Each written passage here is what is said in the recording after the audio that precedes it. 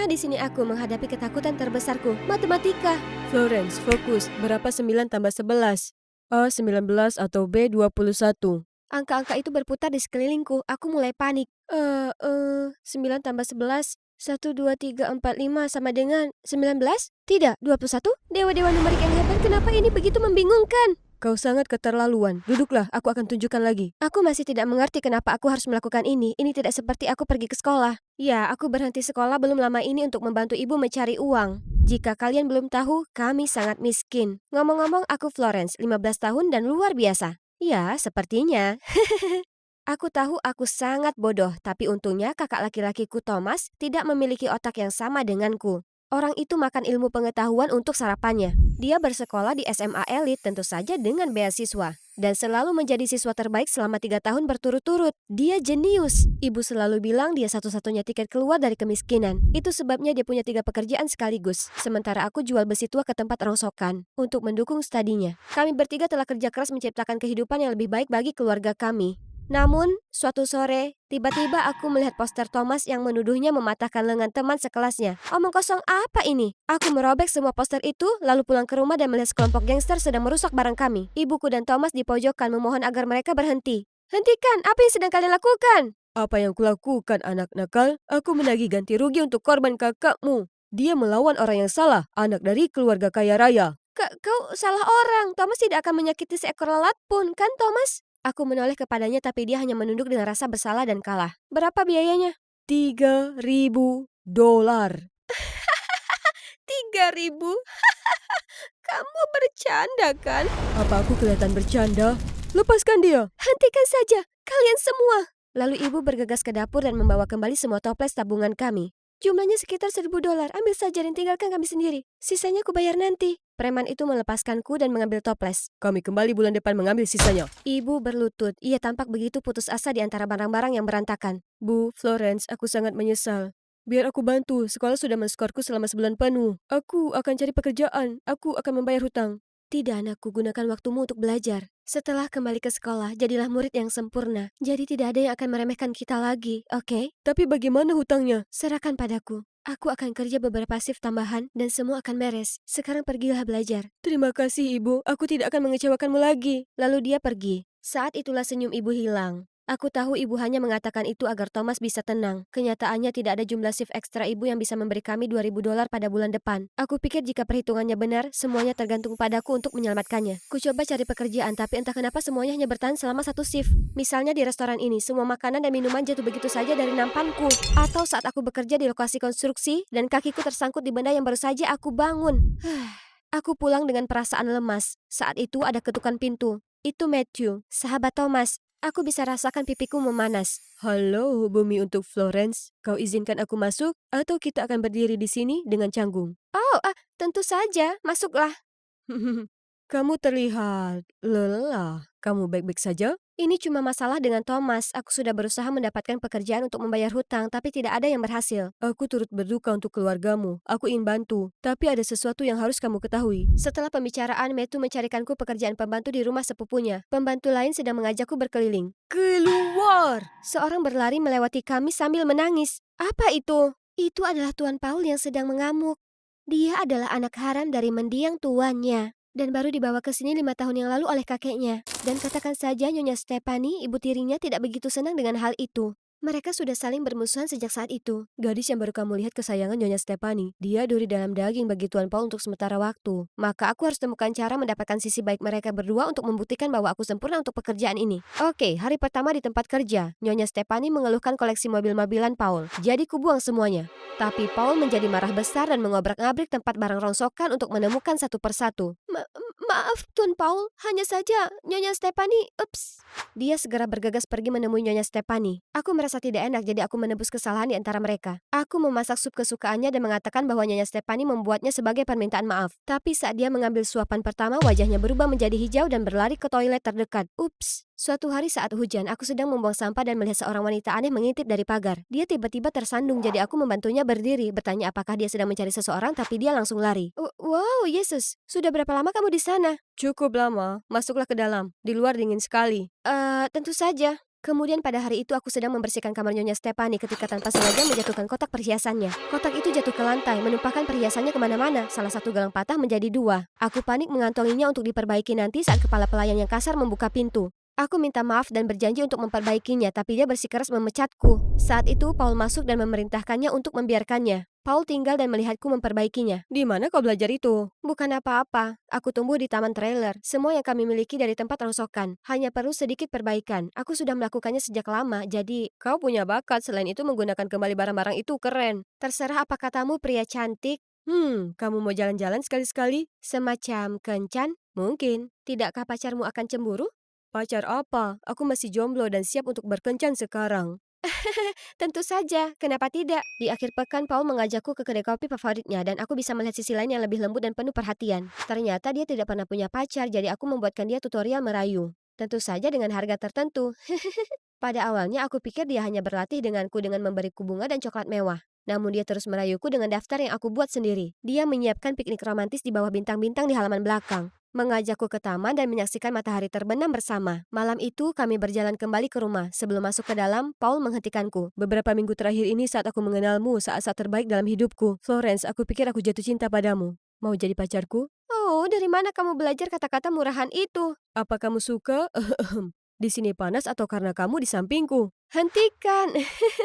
Aku cuma ingin kau janji untuk berada di sisiku apapun yang terjadi. Aku janji. Ketika Paul pergi, aku kembali ke kamar dan mengeluarkan buku harianku, lalu mencentang kotak terakhir di daftarku. Ya, itu menyenangkan, Paul, tapi semuanya harus berakhir. Sebentar lagi kau akan bayar semua yang kau lakukan pada keluargaku. Aku mengetahui kebenarannya saat Matthew datang ke rumah kami. Ada sesuatu yang harus kamu ketahui. Kakakmu ditipu. Dia tidak memulai perkelahian. Seorang pria mengejek keluarga miskin kalian sehingga Thomas menjadi agresif. Setelah kejadian itu, orang itu merasa kesal karena Thomas memukulinya. Dia pura-pura patah tangan dan menyuruh keluarganya mendatangi kalian. Mereka tidak butuh uangmu, cuma mau kalian menderita. Dan siapa orang itu? Dia Paul, sepupuku. Apa yang dia lakukan salah, jadi aku berada di pihakmu dalam hal ini. Dan satu lagi, Matthew memutar video Stephanie dan preman-premannya yang mengancam ibuku dan meminta lebih banyak uang. Kemarahanku menjadi membara. Saat itu, aku memutuskan untuk membalas dendam. Itulah sebabnya aku menjadi pembantu di rumah Paul, menyabotase hubungannya dengan Stephanie dan membuatnya jatuh cinta padaku. Semua berjalan sesuai rencana sejauh ini. Namun hal berikutnya yang aku tahu, ibu menelpon memberitahu bahwa Thomas dikeluarkan dari sekolah dan kabur dari rumah. Darahku mendidih. Itu dia, hari ini adalah hari di mana Paul akan tamat. Aku mengambil gelang Stephanie yang rusak dan meletakkannya di samping meja tempat tidur. Saat pengecekan harian, kepala pelayan langsung menemukannya dan memberitahu Stephanie. Dia bergegas menegurku karena telah mencuri perhiasannya. Saat itu, Paul menukik untuk membelaku. Paul, kamu harus percaya padaku. Aku tidak mencurinya. Aku hanya ingin memperbaikinya sebelum mengembalikannya kepada Nyonya Stephanie. Jangan khawatir, aku percaya padamu. Kau dengar, aku tahu kamu membenciku, tapi jangan coba-coba menyeret orang yang kucintai. Oh, akhirnya kau buka-bukaan juga ya? Kau dan pacar miskinmu. Dasar payah. Kau benar, kita memang mirip dan itu berarti kita tidak sepertimu. Dasar penyihir jahat. Mari kita lihat bagaimana kamu menyukainya sendirian di jalan. Penjaga, usir mereka sekarang. Detik berikutnya Paul dan aku dibuang di trotoar bersama barang-barang kami. Melihat dia bergulat dengan barang-barangnya, aku tidak bisa menahan tawa. Bagaimana rasanya dibuang seperti benda yang tidak diinginkan? Menyenangkan ya kan? Apa yang kau katakan? Kau ingat Thomas, orang yang mematahkan lenganmu, orang yang kamu gunakan untuk memeras uang dari keluargaku? Aku adiknya. Aku rasa kamu salah paham. Thomas tidak mematahkan lenganku. Dia hanya mendorongku ke tanah dan bilang jangan bicara omong kosong tentang keluargaku. Aku tidak peduli, tapi Stephanie terus menyuruhku bolos. Dia pasti memanfaatkanku. Kamu mengejek keluargaku karena miskin. Itu sebabnya Thomas sangat marah padamu. Itu tidak benar. Aku juga dulu miskin. Kau ingat wanita yang mengintai di sekitar rumah? Itu ibu kandungku. Dia hanya ingin memastikan aku baik-baik saja. Ternyata Paul dan ibunya ditinggalkan oleh ayahnya karena latar belakang mereka yang sederhana. Kemudian kakeknya menemukannya. Meski Paul tidak mau, ibunya memaksa untuk ikut dengan kakeknya agar kehidupannya lebih baik. Namun yang tidak diketahui oleh ibunya adalah bahwa rumah besar itu adalah tempat yang paling dingin dan terisolasi. Itu sampai kau datang. Dan aku tersadar, Paul berkata jujur. Itu berarti aku telah membalas dendam pada orang yang salah. Maafkan aku tidak tahu. Dan sekarang kamu diusir. Thomas sudah pergi dan ada hutang yang sangat besar. Aku tidak tahu apa yang harus aku lakukan. Hei, tidak apa-apa. Selesaikan satu persatu. Aku tidak marah padamu. Aku hanya harap kamu cerita, tapi tidak apa-apa. Aku tidak suka rumah itu. Bagaimana kakakmu? Dia diusir dan pergi. Aku yakin dia baik-baik saja. Aku bantu mencarinya ya. Terima kasih dan aku minta maaf. Aku tidak tahu bagaimana menebusnya. Tidak perlu, aku punya firasat kalau kau tak membuat rencana yang aneh-aneh. Bukan aku, itu sebenarnya sepupumu, Matthew. Aku membawa Paul kembali ke rumahku di mana dia bisa istirahat sementara ibu menangis. Dia bilang Thomas dituduh menjiplak esai sehingga dia tidak bisa lagi bersekolah di sekolah itu. Tapi Thomas terlalu pintar untuk itu. Jadi Paul usul melakukan investigasi. Untuk menemukan esai siapa yang seharusnya dijiplak Thomas, kami masuk ke laboratorium komputer sekolah. Kami sedang mengintip ketika tiba-tiba Paul dicengkram dari belakang dan diseret. Aku perlahan berbalik dan sangat terkejut. Aku lari ke rumah Matthew menggedor-gedor pintu. Matthew, Paul diculik. Dia pewaris keluarga Adam. Mereka membawanya untuk uang tebusan. Pewaris? Apa maksudmu? Pengacara kakekmu datang menemui Paul dan aku mendengar pembicaraan mereka. Kakekmu sakit, jadi dia memberi kuasa ke pengacara untuk menyerahkan surat wasiat kepada ahli waris tunggalnya, Paul. Surat wasiat? Kau tahu di mana itu? Jika kita menukarnya dengan nama orang lain, mereka akan membebaskan Paul dan mengincar orang itu. Ide bagus, aku rasa Paul meninggalkannya di kamar tidurnya. Mungkin masih ada di sana. Matthew dan aku bergegas ke rumah Paul. Matthew menyelinap masuk ke kamarnya sementara aku berjaga-jaga. Matthew menukar surat wasiatnya dengan surat wasiat palsu, mengeluarkan korek api dan membakarnya. Saat itu aku menyalakan lampu, membuatnya takut setengah mati. Matikan lampunya, Flores, nanti ketahuan. Maksudmu kamu akan tertangkap? Kemudian aku membuka pintu, memperlihatkan semua orang di keluarganya dan adikku, Thomas. Apa yang terjadi? Masuk ke perangkap sendiri, sepupu? Iya, kamu baru saja ketahuan. Ingat saat kita di laboratorium, aku sangat terkejut melihat adikku sedang menahan Paul. Shh, diamlah atau kita akan ketahuan. Thomas, kupikir kau sudah pergi. Ibu sangat khawatir. Maaf, tapi aku harus selesaikan masalah ini. Keadaan jadi tidak jelas sejak kejadian dengan pria itu. Dan sekarang ini, aku harus buktikan tidak bersalah. Jadi aku kesini dan menemukan ini. Lihatlah. Ternyata esai Thomas sama dengan milikmu, Matthew. Kau memanfaatkanku untuk membalas dendam pada Paul padahal dia tidak bersalah. Kau bilang pada Thomas bahwa Paul menjelek-jelekan keluarga kami dan mengadu domba di antara mereka. Kamu membuat hidup kami sengsara. Aku mempercayaimu. Tidak bisa dipercaya kau bertindak sejauh ini. Kau selalu ingin warisan kakek. Semuanya adalah kompetisi bagimu untuk membuktikan bahwa kamu pantas menjadi penerusnya. Semua usaha itu tetap gagal. Tahukah berapa banyak malam tanpa tidur untukku belajar atau menyusun rencana karena khawatir ayah dan ibu akan menyalahkanku karena tidak berusaha. Karena tidak bisa, lebih baik. Dan kau baru saja muncul dan semua orang melihatmu sebagai anak emas. Dan semua usahaku sia-sia. Kenapa kakek? Kenapa bukan aku? Kamu tidak diikut-sertakan dalam wasiat karena keserakahan dan kelicikanmu. Sekarang aku tahu itu kesalahan orang tuamu dan akan ada hukumannya. Dan kamu, Matthew, kamu akan bergabung dengan tentara setelah lulus untuk melayani negara. Belajar disiplin dan jadi orang lebih baik. Pengawal, bawa mereka pergi. Saat Matthew keluar, dia berhenti sejenak saat melihat Thomas dan aku. Aku benar-benar minta maaf untuk semuanya. Lalu dia berjalan keluar pintu. Pada akhirnya, kakek memilih untuk memberikan bagiannya pada Paul. Akan tetapi, Paul menolak. Dia tidak pernah menginginkan uang itu. Yang dia inginkan hanyalah hidup nyaman bersama ibunya. Jadi malam itu dia mengemasi barang-barangnya dan siap untuk kembali ke rumah sejatinya. Melihat Paul, aku sadar menyimpan kebencian tidak akan menyelesaikan masalah. Itu hanya membuat banyak derita dan bahkan menyakiti orang lain yang tidak bersalah di sepanjang jalan. Yang terbaik adalah fokus pada dirimu sendiri. Lakukan yang kau bisa dan semuanya mengikuti. Setelah semua misteri terbongkar, kami bebas hutang dan Thomas bisa kembali sekolah dengan beasiswa penuh. Selain itu, untuk mengimbangi apa yang telah kami alami, kakek Paul memutuskan memulai sebuah dana amal dan keluargaku adalah orang pertama yang menerimanya. Mereka bahkan bantu ibu mendapatkan pekerjaan tetap. Sedangkan aku menemukan bakat membuat sesuatu dan mendapatkan tempat magang di sebuah studio tembikar. Rekan kerjaku telah menjadi keluarga besarku. Mereka selalu mengejekku setiap kali dia menjemputku. Ayo, kita akan pergi ke tempat yang sangat istimewa. Kemana? Kejutan, pegang erat-erat.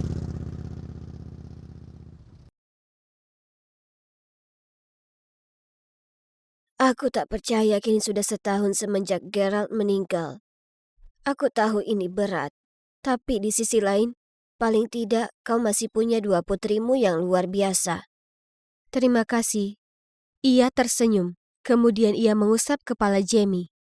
Aku bangga sekali dengan yang satu ini. Ya, Jamie itu cantik, Jamie feminin, Jamie menggemaskan. Dan aku cuma anak lainnya.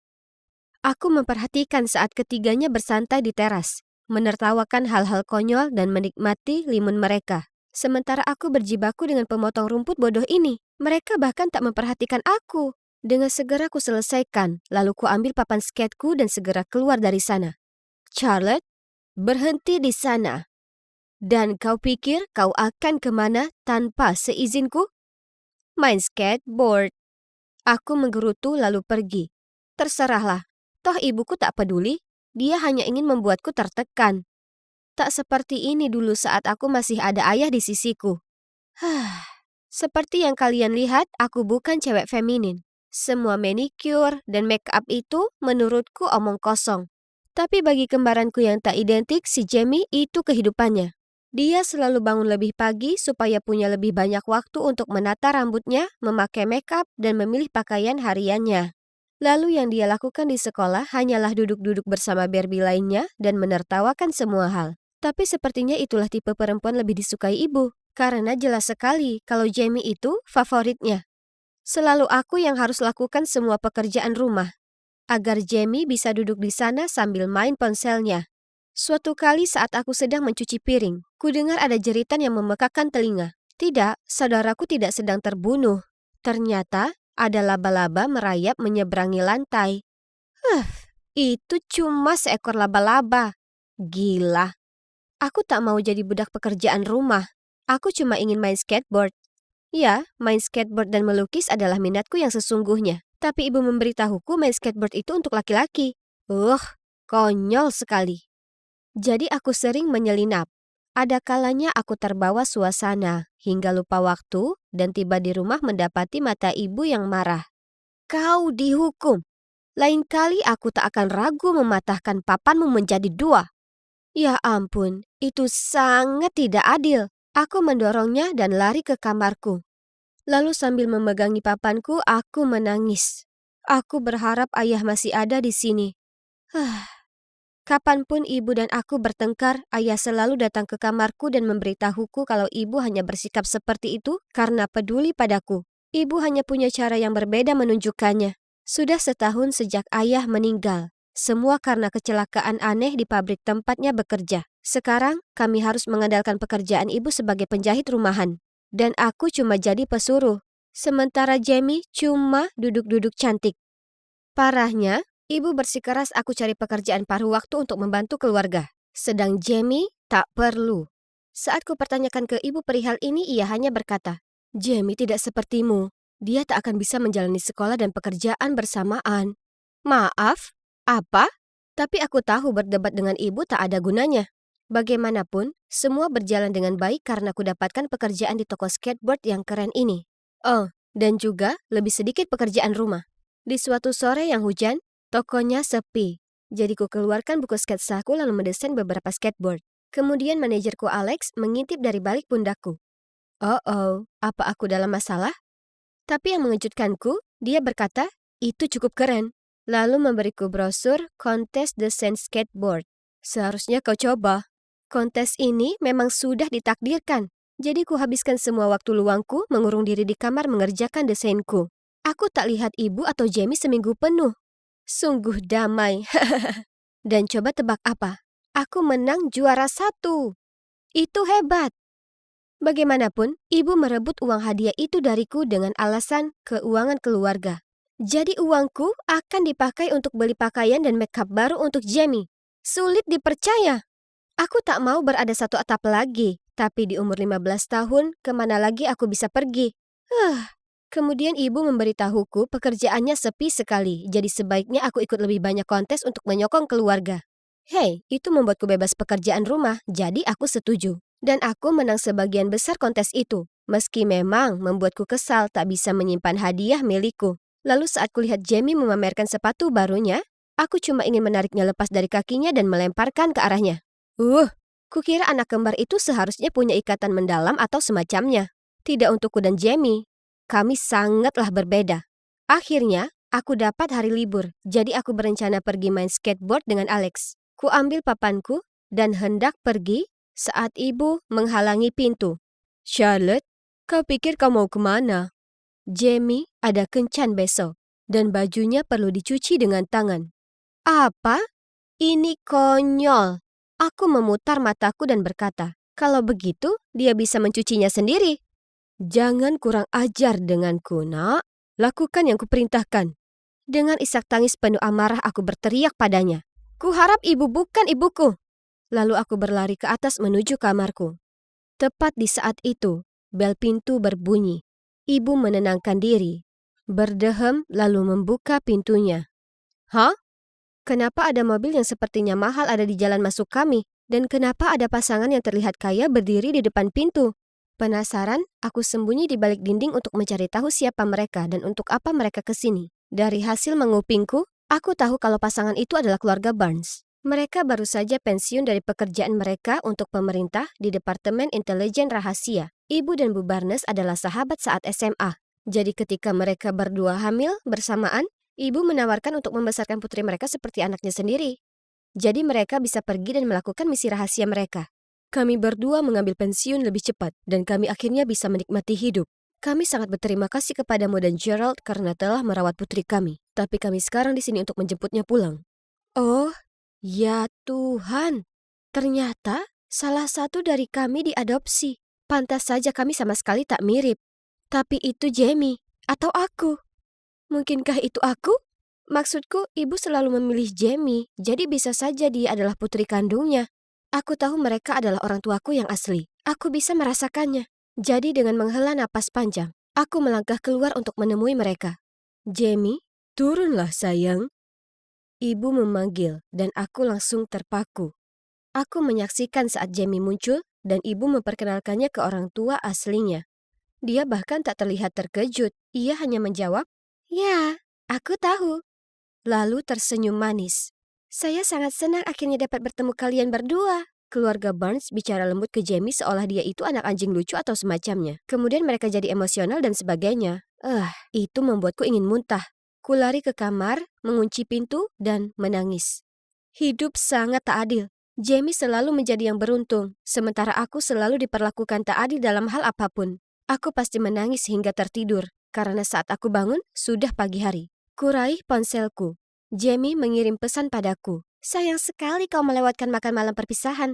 Aku senang saat tinggal bersamamu. Datang dan mainlah kapan-kapan, oke? Dengan marah, kulempar ponselku jatuh ke ranjang. Beraninya dia mengira aku mau bergaul dengannya. Kami tak punya kesamaan apapun. Keberuntungan itu salah satu contohnya. Hidup terus berjalan, tapi tanpa Jamie, karena dia pindah ke sekolah anak orang kaya. Dan aku lanjut bersekolah, bekerja, menyelinap main skateboard, dan menghindari ibu sebisa mungkin.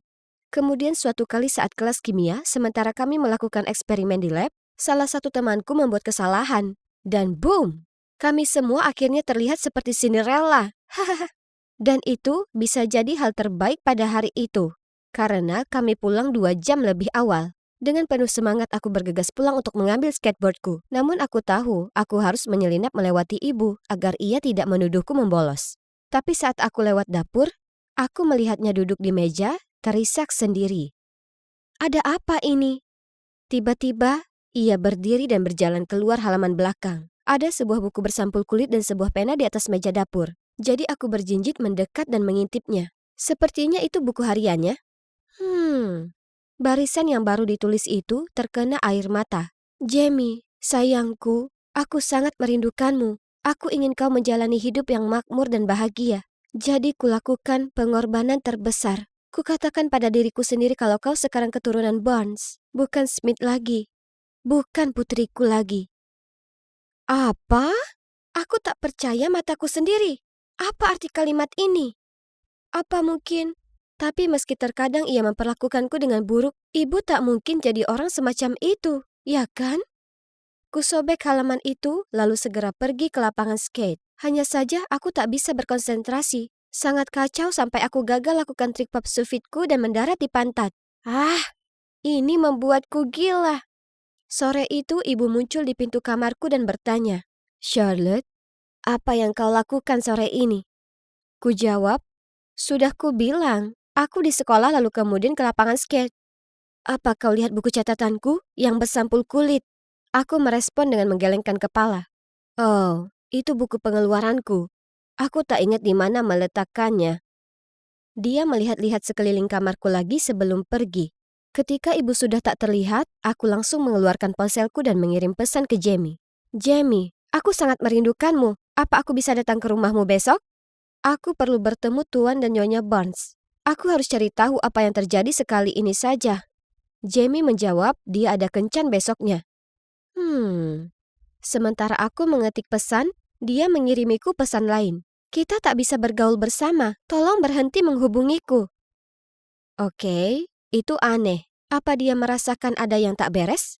Aku memeriksa profil jaringan sosialnya dan menuliskan nama sekolah barunya. Keesokan paginya, aku bolos kelas. langsung menuju ke kantor administrasi sekolah Jamie untuk menanyakan alamat keluarga Barnes.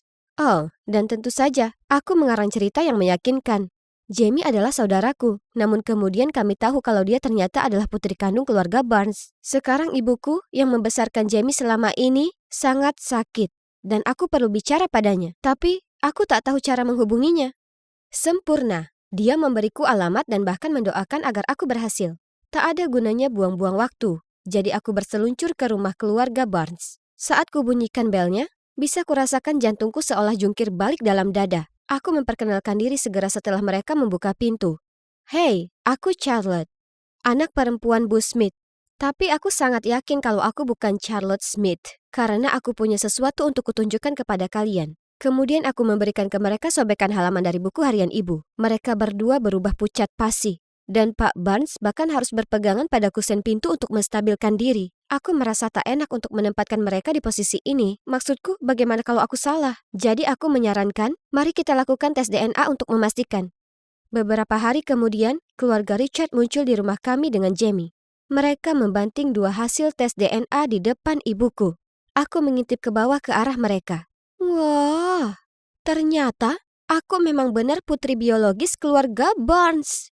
Ibu memberi pandangan tanpa ekspresi, tapi kemudian dengan suara lirih ia berkata, aku hanya ingin Jamie mendapatkan hidup berkecukupan dan istimewa. Dia tak setangguh Charlotte. Dia lebih butuh ini. Tolong jangan salahkan dia tak tahu apapun soal ini. Lalu ia memeluk Jamie dan menangis. Tuan dan Nyonya Barnes tampak terkejut. Akhirnya, Pak Barnes berhasil mencari kata yang tepat untuk diucapkan. Jamie juga seperti anak perempuan kami sekarang. Kami akan menjaganya seperti yang Anda lakukan ke putri kami. Tapi tolong, menjauhlah dari kami. Dia menarik Jamie menjauh dari ibu dan menuntunnya keluar dari rumah. Bu Barnes memelukku saat ia mulai menangis. Kudapati diriku juga demikian. Yang sedang memelukku ini adalah ibuku yang sesungguhnya. Wah, ini sangat luar biasa. Aku mengemasi barangku, tapi saat aku beranjak pergi, ibuku yang lama memanggilku kembali. Charlotte, aku punya sesuatu untuk kuberikan padamu. Kemudian ia memberiku sebuah kotak penuh dengan uang. Ini uang hadiahmu. Aku menyimpannya untuk biaya kuliahmu. Lebih baik kau ambil lagi. Aku sangat menyesal. Pandanganku kabur karena air mata. Ayah benar. Ibu masih peduli padaku. Orang tuaku akan memaafkanmu. Lalu ibu bisa bertemu kami berdua lagi. Ujarku saat aku memeluknya erat. Kemudian berbalik dan pergi. Kehidupan baru telah menanti di depan. Kenapa kita harus belajar logaritma? Apa itu akan membantu kita dalam perdagangan saham?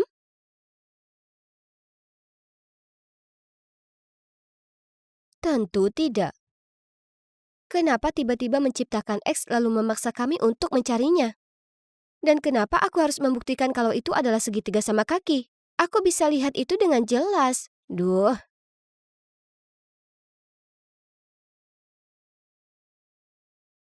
Lalu kuterima lagi sebuah pesan mengatakan, kalian berdua ngomong apa? Baru kusadari ada anak lain yang menyadapnya. Jadi dengan mata masih terpaku pada permainan Candy Crush level 3692, aku coreti lagi. Jangan ikut campur urusanku. Lalu kemudian menyerahkan lembar kerja tanpa melihat. Ahem, tapi urusanmu itu ada di kelasku. Pelan-pelan aku mendongak dan melihat kalau itu adalah guruku. Sial, ketahuan lagi. Melihat ke samping, kulihat Brad dengan wajah bersalahnya. Harusnya dia lebih berhati-hati. Oke, kamu dan kamu keluar. Kalian pasti penasaran bagaimana aku bisa jago sekali berpose seperti ini. Nah, itu karena sudah kulakukan ribuan kali.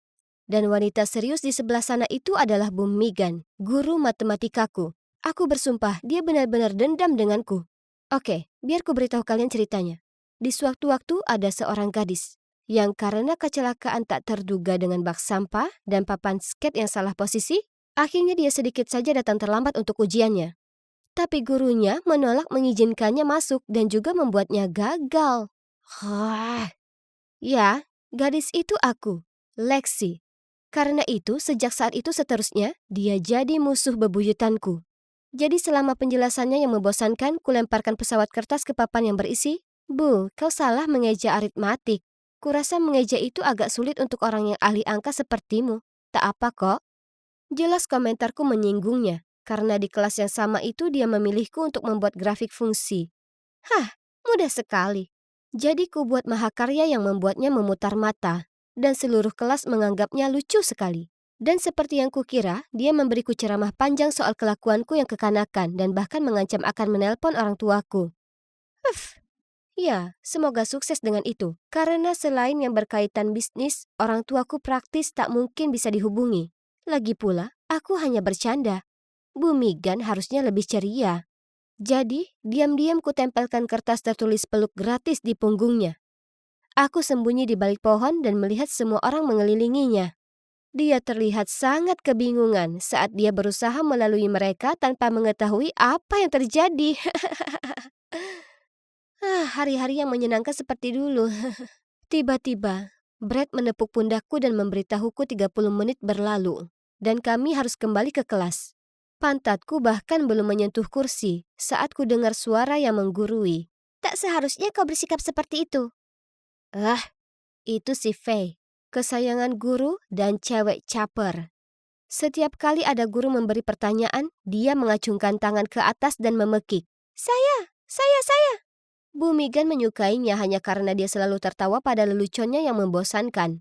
Ya memang, mungkin aku tak punya bukti, tapi menurut pengalamanku, Faye jelas tak seluguh kelihatannya. Jangan katakan aku ini iri, karena 100% tidak. Kalian mungkin pikir aku benci sekolah, tapi sekolah tetap jauh lebih baik daripada rumahku. Paling tidak sekolah bisa jadi menyenangkan, sementara kehidupan rumahku terdiri dari ibu dan ayah yang terkurung di kantor mereka 24/7. Aku tak ingat kapan terakhir kali salah satu dari mereka masak makan malam. Jadi pesan makanan saja. Jadi, kukirim pesan ke Ben, pacarku yang super seksi. Dia belajar di Perancis dan dia kembali hari ini. Aku sangat merindukannya. Tapi sayangnya, aku tak bisa menjemputnya di bandara karena tentu saja sekolah. Dan malam ini dia ada pesta keluarga. Tapi kami akan bertemu besok. Yeay! Biarkan aku melihat wajahmu, manis aku merindukanmu. Kau tahu tidak, hari ini guru itu memberiku hukuman lagi. Yang benar saja, dia berurusan dengan orang yang salah ya kan? Pastinya, aku akan membalasnya besok. Dia sebaiknya berhati-hati. Oke, tapi jangan sampai dihukum setelah sekolah karena aku ingin bertemu denganmu. Kau tahu, ibuku juga guru, tapi dia tak separah itu. Oh, ngomong-ngomong, dia di sini. Mau menyapanya? Ya, tentu. Ben, aku selalu emosi kapanpun aku memikirkan si Meg. Sebelum aku punya kesempatan menyelesaikan kata-kataku, seseorang muncul di layar. Bu Megan? Lexi? OMG! Kami berdua saling menatap dengan mulut ternganga, seolah layarnya terhenti. Beneran! Kemudian saat kukira tak ada yang lebih buruk lagi, tiba-tiba suara yang tak asing memecah keheningan. Oh, Benoit punya pacar? Biar kulihat dia. Hah? Itu? Faye! Oh, nasib. Ini terlalu berat untuk kucerna. Dua musuhku ada di satu frame yang sama. Terkejut, ku akhiri panggilan. Tepat setelahnya ku terima pesan dari Ben mengatakan, "Jangan khawatir, ibuku terlihat sangat serius tapi dia baik. Dan cewek ini si Faye adalah tetanggaku. Kami sudah saling kenal sejak masih kanak-kanak dan dia orangnya keren. Ini sungguh gila." Sekarang aku harus menghadapi mereka berdua. Tahu kalau mereka berhubungan dengan pacarku. Oh, masa depanku suram bagaikan malam. Dan ya, ini adalah awal dari serial yang demikian judulnya. Hidup bersama calon ibu mertua dan sahabat cewek pacarku yang menyebalkan. Dan sejak itu, keadaan di sekolah jadi aneh. Untuk acara Halloween di kelas kami yang bertema Toy Story, Bu Megan bertugas membagi peran. Faye adalah Bu Pip, dan dia dapat kostum yang sangat cantik. Sementara aku terjebak menjadi Mrs. Potato Head. Kostumku sangat payah, dan satu dari mata palsuku terus saja lepas. Itu sangat memalukan, tapi aku tak bisa berkata apapun. Aku tak mau mengacau lagi dengannya, karena aku masih ingin bersama dengan anaknya. Parahnya, kelas matematika jadi tes ketahanan. Aku sangat muak dibandingkan dengan si teladan Faye. Lexi, jika kau habiskan lebih banyak waktu untuk belajar dan mengurangi waktumu memoles kuku, kau akan jadi murid juara seperti Faye. Faye menangkap apa yang sedang terjadi dan juga mulai memainkan trik terhadapku. Suatu kali di kelas saat aku melamun dan Bu Megan sedang mengoreksi PR, aku mendengar. Simbol ini menunjukkan kalau A tidak sama dengan B. Faye lalu berbalik dan berbisik. Sama sepertimu, kau tak sebanding denganku. Dan kau juga tak layak untuk benoidku. Apa? Ben itu punyaku, bukan punyanya. Kugertakkan gigiku dan hendak mengatakan sesuatu saat anak manja itu pura-pura menangis, mengatakan kalau aku mengganggunya. Keluar! Bu Megan mendatangi kami dengan mata menyala. Kami berjalan keluar ketika dengan nada simpatik dia menambahkan, Faye, kau tetap di sini. Aku kembali ke pose meditasiku, tapi aku tak bisa menghempaskan kemarahanku. Betapa tak adil. Kemudian saat makan siang, Faye jalan menghampiriku dengan segelas cola, berkata kalau itu tawarannya untuk berdamai, dan dia minta maaf atas sebelumnya. Ini membingungkan, tapi ya, sudahlah. Aku mengambilnya dan hendak menyesapnya saat Brett bergegas datang melambaikan tangannya. Lexi, stop! Kulihat Faye meletakkan saus kecap di dalamnya.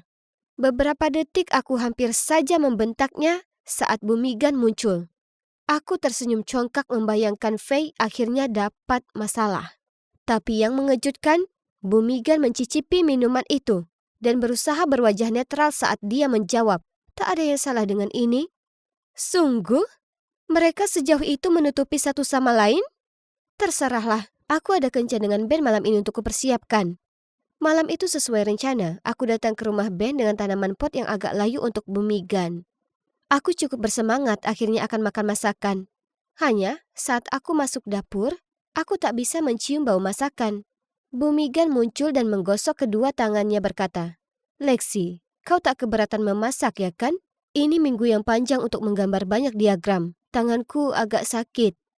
Melihat situasi ini, Ben langsung datang untuk membantu. Tapi ibunya mengingatkannya kalau dia sudah janji akan memperbaiki pipa atau semacamnya. Jujur saja, aku tak pernah menyentuh wajan penggorengan sebelumnya. Tapi menurutku, seberapa sulit itu? Ku buat pancake, meskipun itu tak cukup cocok untuk makan malam. Tapi aku sudah melihatnya di 5 Minute Craft dan itu mudah dibuat. Hanya saja, tak berjalan sesuai rencana. Di situasi seperti ini, penting untuk tidak panik. Tapi, iya, aku panik. Aku butuh rencana B. Segera. Dengan tergesa, kulemparkan semua bukti pancake gagal itu dan memesan makanan secara online. Lagi pula, berkat orang tuaku yang gila kerja, ini adalah keahlianku. Kuinstruksikan ke pengantarnya untuk datang ke pintu belakang, supaya Ben dan Bu Megan tak tahu. Sesuai harapan, di gigitan pertama, Ben dan ibu mertuaku memujiku bertubi-tubi makananku. Dan Ben bahkan bercanda kalau aku sebaiknya ikut MasterChef musim berikutnya. Yo, aku akan menilai ini restoran bintang 5 pastinya. Bu Megan tiba-tiba menjatuhkan sendoknya. Jadi kusuruh Ben turun mengambilnya. Ibunya hanya menunduk dan berbisik dengan sinis. Aku sering memesan di Sydney juga. Saus mereka sangat lezat. Oh, ketahuan. Kemudian di pertengahan malam pria ini muncul dan minta maaf karena terlambat. Ternyata dia Jules, ayah Faye. Tapi Faye tak ikut karena sedang keluar bersama temannya. Senangnya, kulihat Bu Megan dan dirinya tak sengaja menyentuh kotak tisu bersamaan. Dan kemudian, tersipu? Hah? Oh, aku paham. Bu Megan menyukainya. Sekarang ini masuk akal kenapa dia selalu membela Faye. Apa Anda pernah berpikir untuk menikah lagi? Aku bertanya pada Jules dengan lugu. Melihat pandangan mataku yang menunggu, begitu juga Bu Megan. Dengan ragu dijawabnya, kurasa Faye takkan suka itu. Bu Megan murung menatap ke arah lantai. Oke, jadi sebenarnya aku agak kasihan padanya. Lagi pula, menjodohkan orang selalu jadi hobiku. Jadi kuputuskan untuk membantunya. Aku tahu kalau Faye ada di pesta hari Sabtu malam. Jadi menurutku ini kesempatan bagus untuk jadi mak comblang. Ku beritahu Bu Megan Jules ingin memberitahu sesuatu kepadanya. Jadi temui dia di restoran The Golden Reef jam 7 malam. Kemudian ku beritahu Jules yang sama. Aku berdiri di balik tiang dan melihat mereka berbagi makanan pembuka. Dan kemudian saling melirik dengan mata berbinar. Kemudian Jules meraih lalu memegang tangan Bu Megan. Mereka berdua saling menatap penuh hasrat dan Faye tiba-tiba merangsek masuk entah dari mana dan dengan marah membanting tasnya di meja. Jadi begini, guruku dan ayahku? Sungguh? Faye, kenapa kau di sini? Jules terbata-bata. Tak seorang pun yang bisa menggantikan ibuku. Kemudian dia berpaling ke Bu Megan yang kebingungan. Ternyata Anda hanya baik padaku untuk mendapatkan ayahku. Anda ini palsu, menjauhlah dari kami. Bu Megan menutupi wajahnya dengan tangan, kemudian segera pergi. Ya ampun, Faye sangat brutal. Dan betapapun menjengkelkannya Bu Megan, dia tak pantas diperlakukan seperti itu. Kau! Faye berteriak. Oh, pandangannya jelas ke arahku. Ternyata kau biang di balik semua ini. Menjauhlah dari urusan keluargaku dan mulai pedulikan keluargamu sendiri. Kurasa ini jadinya kurangnya perhatian orang tua ke anak. Aku menatapnya tak bisa berkata-kata. Kalimat itu seharusnya membuatku marah. Tapi entah kenapa, aku hanya merasa sedih dan sangat merasa bersalah. Jadi, hal pertama yang kulakukan di sekolah esoknya, kutelan egoku dan pergi ke kelas Bu Megan, di mana dia tampak terhanyut dalam pikirannya sambil memeriksa PR. Aku terbatuk untuk jernihkan tenggorokan lalu berkata, Bu, saya minta maaf. Jujur saya berusaha untuk membantu, tapi sekarang saya sadar, seharusnya saya mengurusi urusan saya sendiri. Saya juga minta maaf karena sudah nakal di kelas Anda. Dia hanya diam awalnya, lalu menjawab, tak apa, karena aku sudah sadar kalau kamu dan aku tak jauh berbeda. Kita berdua mendapat rintangan dalam menemukan cinta. Kurasa sangat tak mudah mendapat persetujuan dari keluarga pasanganmu ya. Dia tersenyum dan dengan lembut membelai rambutku sebelum melanjutkan. Kamu ini anak yang pintar dan juga baik. Aku selalu tahu kamu bisa lebih baik lagi di kelas. Itu pasti karena aku terlalu keras padamu. Aku juga minta maaf. Aku balas tersenyum padanya dan di saat itu, kurasa semua konflik kami sebelumnya luruh. Dan kusadari kalau aku tak seharusnya mengabaikan studiku. Sebaliknya, seharusnya aku kerja keras untuk jadi versi terbaik dari diriku. Jadi, dengan banyak kerja keras, aku beranjak dari peringkat terakhir di kelas menuju posisi tertinggi, bahkan mengalahkan Faye. Hah! Ngomong-ngomong soal Faye, dia masih mengabaikanku dan juga Bu Megan, dan tak pernah mengangkat tangan di kelas lagi. Tapi kemudian peristiwa kobaran pelangi di lab kimia mengubah segalanya. Semuanya lari keluar dari sana saat gorden terbakar, kecuali Faye yang ketakutan. Untungnya, Bu Megan bergegas masuk untuk menyelamatkannya tepat waktu dan menyelimuti Faye dengan jaketnya sambil menuntunnya ke tempat aman. Setelahnya, Faye menyadari kalau Bu Megan adalah orang yang baik, yang peduli baik dengan dirinya maupun Jules. Jadi, dengan mata yang kabur, Faye sesegukan. Terima kasih banyak dan maafkan aku. Aku terlalu kekanakan. Tolong maafkan aku. Beberapa bulan kemudian. Jadi, ya, kalian lihat rencana Mak Comblangku berhasil. Dan sekarang aku punya keluarga kedua yang besar sekali. Tapi kalian tahu hal terbaiknya? Yaitu, aku tak perlu lagi harus pesan makanan online.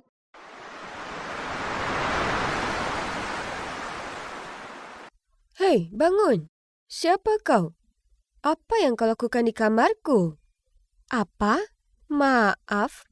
Kau siapa? Ini kamarku. Cowok ini benar-benar gila. Dia bersikeras ini kamarnya. Padahal aku sudah mengambil kunci dari resepsionis 2 jam yang lalu. Apa maksudmu kau punya kuncinya? Aku sudah check-in duluan dan meninggalkan kuncinya di meja resepsionis untuk keluar dan membeli beberapa barang. Terserahlah. Aku suka pemandangan pantai di sini jadi aku tetap tinggal. Tak bisa dipercaya. Dia lalu mengeluarkan ponselnya dan menelpon resepsionis. Oke, jadi aku Liana dan aku sedang berada di surga tropis, Bali. Liburan impianku tak berawal baik berkat si Charles ini yang berusaha mendepakku keluar dari bungalow berpemandangan pantai yang sempurna ini. Oke, sekarang dengarkan. Mereka mengakui mereka memberimu kunci yang salah. Dia menunjuk ke ponselnya. Sekarang kembalilah ke resepsionis. Ambil kunci yang benar dan mereka mungkin akan memberimu layanan gratis di spa atau lainnya sebagai kompensasi. Tak mau.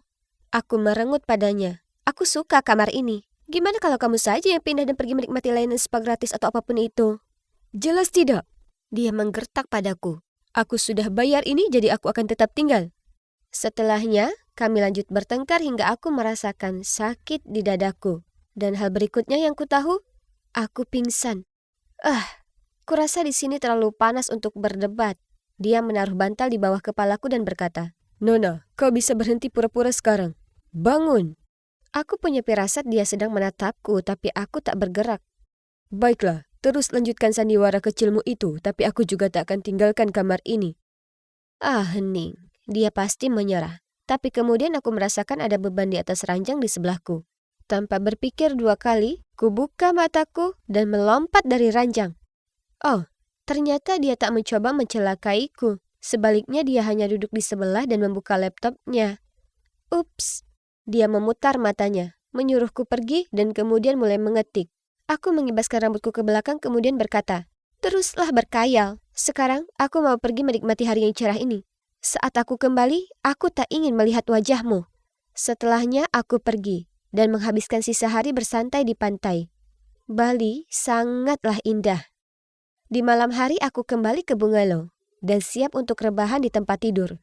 "Hello," kataku saat aku masuk ke dalam. Wah, dia tidak ada di sana.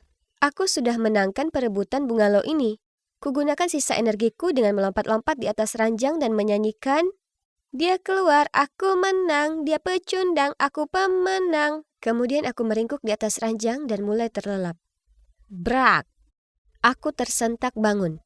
Jendelanya sudah pecah, dan di kaki ranjang terdapat sosok tinggi gelap.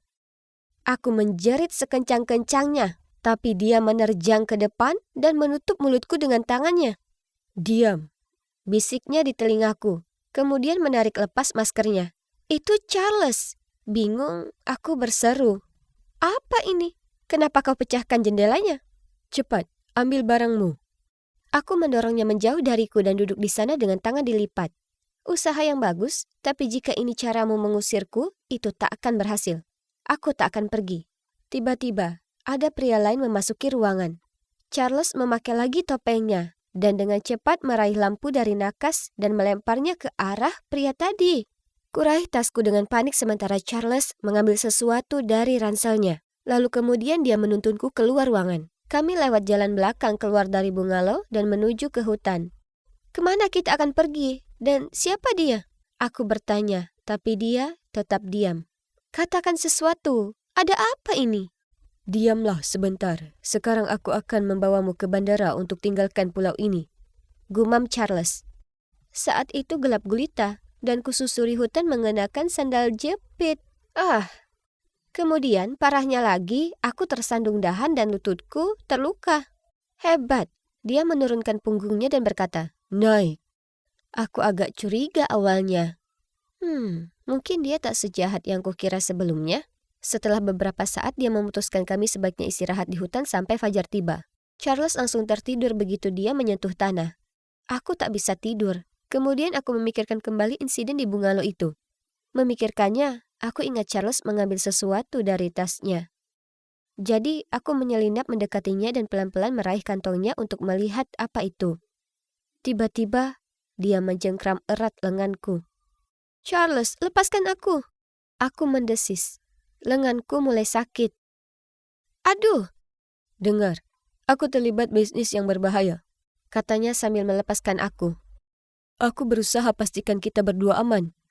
Oke, aku bisa lihat jelas kekhawatiran di matanya. Jadi aku bergumam, "Baiklah." Kemudian dia menggosok lenganku. Setelah malam yang sangat tak nyaman karena tidak tidur, dia menyenggolku saat fajar tiba dan menyuruhku mulai jalan. Dia menggandeng tanganku dan menuntunku maju. Kurasa itu bagus karena dia fokus melindungiku. Tapi, kenapa dia terus menatap ponselnya? Apa kita tersesat?" Tanyaku.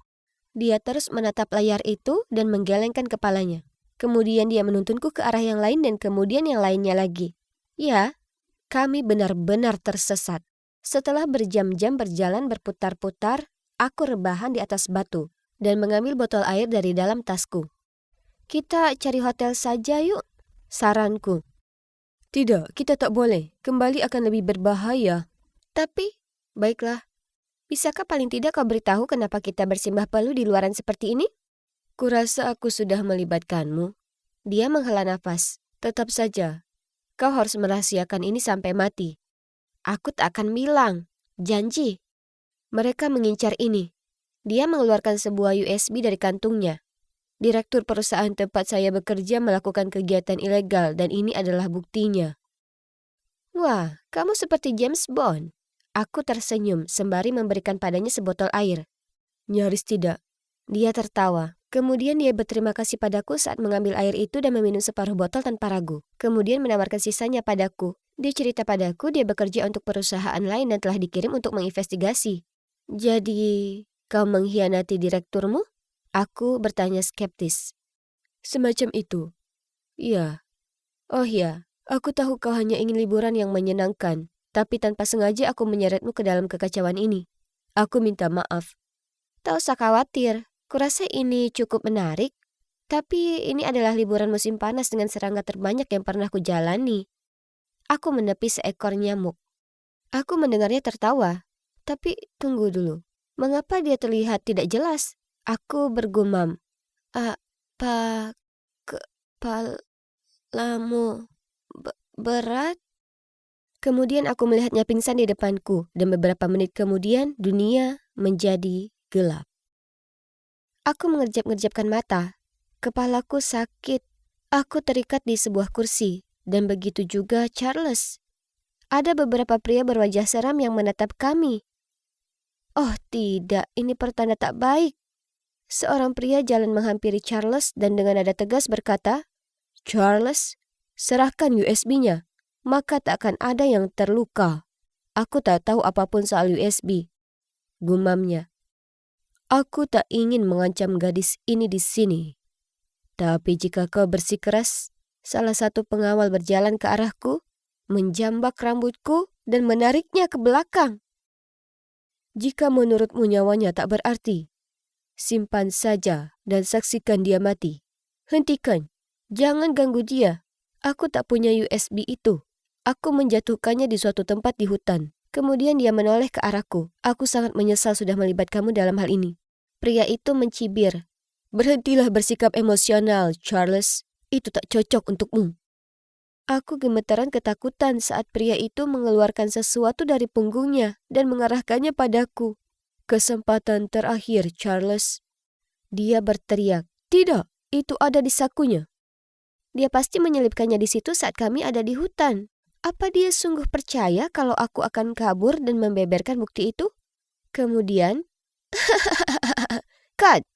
Kerja bagus, kawan. Kita seharusnya dinominasikan penghargaan Oscar setelah ini. Aku bercanda, sementara pria itu berlutut dan melepaskan ikatanku.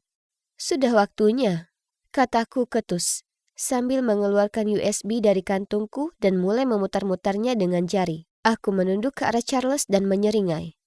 Terima kasih telah melindungiku dan sebagainya, tapi ternyata sudah kudapatkan yang kubutuhkan. Apa? Siapa kau?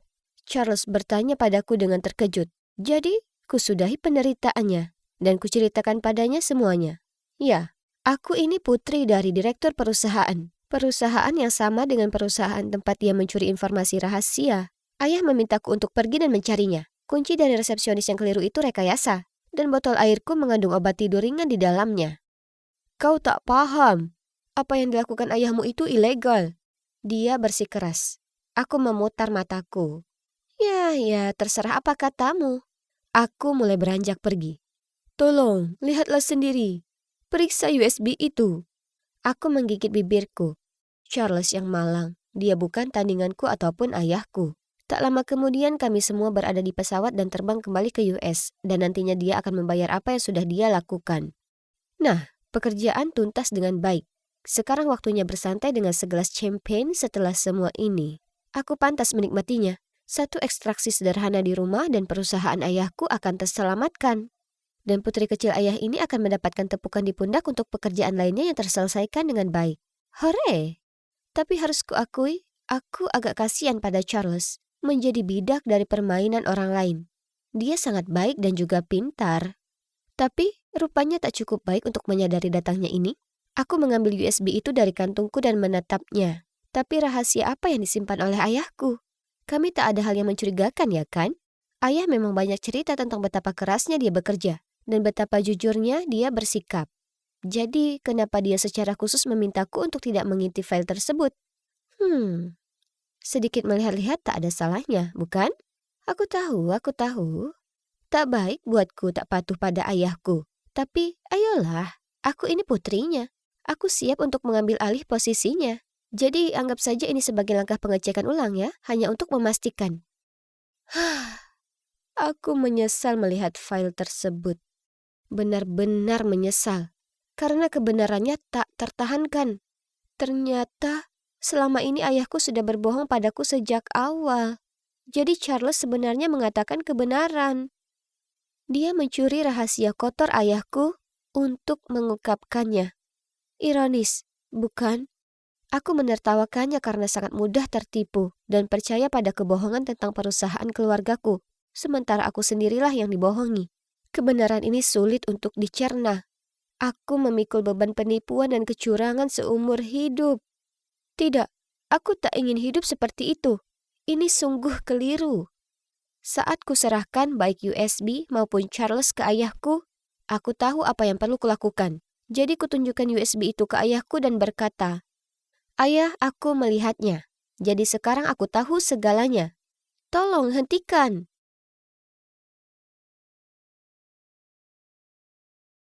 Liana, jadi ayahmu menyerahkan diri dan akan dipenjara untuk sementara waktu. Apa rencana yang akan kamu jalankan untuk perusahaan? Aku terdiam sesaat. Ini adalah pertanyaan besar. Apa sebaiknya kulanjutkan usaha ayahku atau menghentikannya sekali untuk selamanya?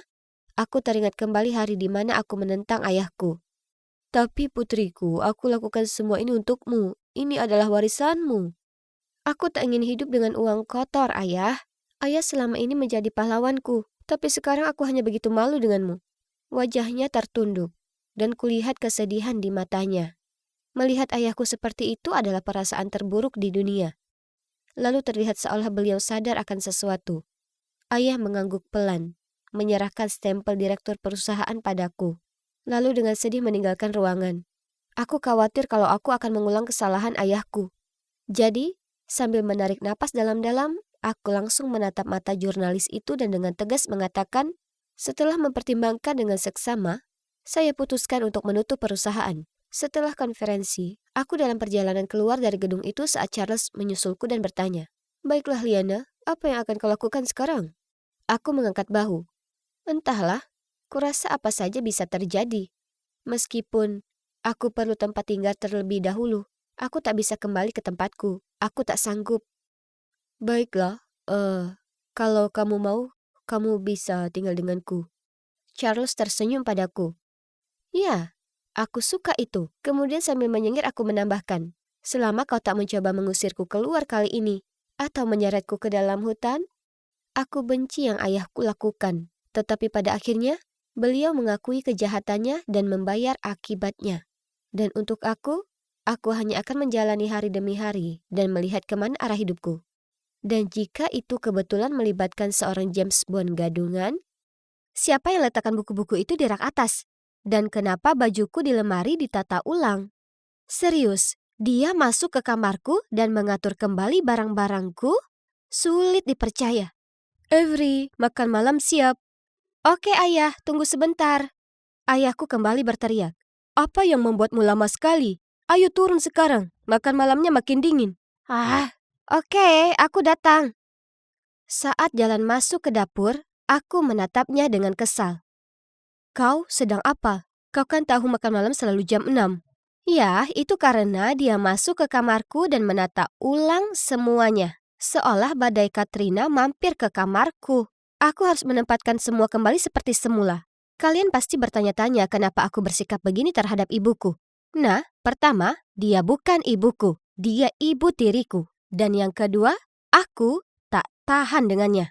Kalian tahu, orang tuaku cerai saat aku 15 tahun. Dan hanya dalam waktu 6 bulan, ayahku mulai pacaran dengan Rose. Kesan pertamaku tak begitu baik. Maksudku, lihatlah dia. Oke, dia cukup cantik. Tapi gayanya tak cocok dengan umurnya. Gayanya itu lebih seperti rocker wannabe. Tak bohong, aku serius. Dia bahkan punya tank top bertuliskan, "Aku ibu-ibu rocker." Ibuku yang asli benar-benar kebalikan dari Rose. Ibu terlihat sebagaimana seorang ibu seharusnya, dengan bajunya yang elegan dan sikap yang sopan. Dan seperti itu pula bagaimana ia membesarkanku. Lalu ada perbedaan usia. Rose usianya 10 tahun lebih muda dari ayah. Mencurigakan. Bagaimana kalau dia hanya mengincar uangnya? Kupikir mereka tak akan langgeng. Namun 1 tahun kemudian mereka mengumumkan kalau mereka akan menikah.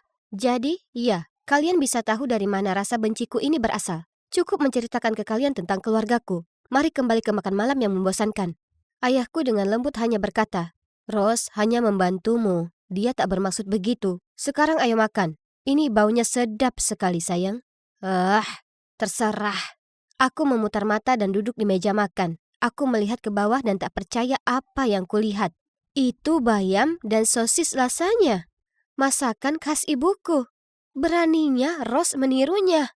Pertama, dia menata ulang ruanganku dan sekarang dia ingin menggantikan ibuku. Dasar ibu tiri jahat di dunia nyata. Tak mungkin aku akan makan itu. Jadi aku berdiri mengatakan aku tak lapar dan mulai beranjak pergi. Ayah menghentikanku dan hendak membentakku, tapi Rose menghentikannya. Terserah, aku tetap lari ke atas dan membanting pintu. Besoknya saat aku pulang dari sekolah, kulihat Rose mengundang beberapa teman untuk minum dan makan pizza di ruang tamu. Lihat mereka. Mereka terlihat seolah mereka sedang rapat band. Normalnya wanita seumuran mereka mengadakan pesta teh, bukan festival makanan cepat saji. Hei, Avery. Rose menyapaku. Aku mengacuhkannya dan pergi ke atas. Tapi tiba-tiba, ku dengar salah satu temannya berkata, dasar anak keras kepala. Apa dia tak punya sopan santun? Kalau aku jadi kamu, akan kutunjukkan ke anak itu siapa bosnya di sini. Yesus, temannya sama jahat sepertinya. Biarlah, aku tak peduli apa yang mereka katakan. Tapi kemudian Rose menjawab, Hei, jangan ngomongin dia seperti itu. Avery gadis yang manis. Dia baru mengalami banyak hal dalam 2 tahun terakhir. Setiap anak akan berperilaku sama setelah orang tua mereka bercerai, ya kan? Dia cuma butuh sedikit waktu untuk penyesuaian. Oh, wow. Aku tak mengira kata-kata itu keluar dari Rose. Dia sebenarnya membelaku? Mungkin saja aku salah menilainya. Mungkin sebaiknya aku coba dan memberinya kesempatan yang lebih adil. Jadi, sore itu saat kulihat dia sedang nonton film, aku mendekat dengan semangkuk besar berondong dan bertanya apa aku bisa nonton bersamanya. Rose terlihat kaget seperti lihat hantu atau semacamnya. Lalu dia tersenyum lebar dan berkata, Tentu, aku akan senang sekali. Aku duduk di sebelahnya dan kami nonton Mad Max bersama. Oh, wah. Banyak kekerasan dan karakter yang berwajah aneh. Biasanya aku tak nonton film jenis ini. Aku lebih ke cewek penyuka komedi romantis. Tapi film itu sangat, menarik. Kami bicara saat itu, dan harus kukatakan Rose itu sebenarnya cukup keren. Kami berdua sedang tertawa saat ku dengar seseorang batuk di belakangku. Aku berbalik dan melihat ibu berdiri di sana, berwajah cemberut. Avery? Kenapa kau tak menjawab telepon dan pesan-pesanku? Oh, aku belum perkenalkan ibuku ke kalian. Ini adalah ibuku yang cantik, Melanie. Dia wanita yang baik, lembut, dan elegan. Dan juga agak disiplin. Tapi itu tak apa, aku masih sangat menyayangi ibuku. Bu, apa yang ibu lakukan di sini? Aku menelponmu puluhan kali, tapi kau tak jawab. Jelas, kau sedang sibuk. Aku cemas, jadi aku mampir untuk memeriksamu. Oh, maaf Bu, aku dan Rose bersenang-senang sampai aku tak perhatikan ponselku. Ibuku mengernyitkan alis dan bertanya, apa kita jadi belanja besok? Kau perlu baju baru untuk kontes debat, ya kan? Ya, tentu. Akan kutemui ibu di mall sepulang sekolah. Oh, kalian berdua akan belanja? Itu asik. Boleh aku ikut?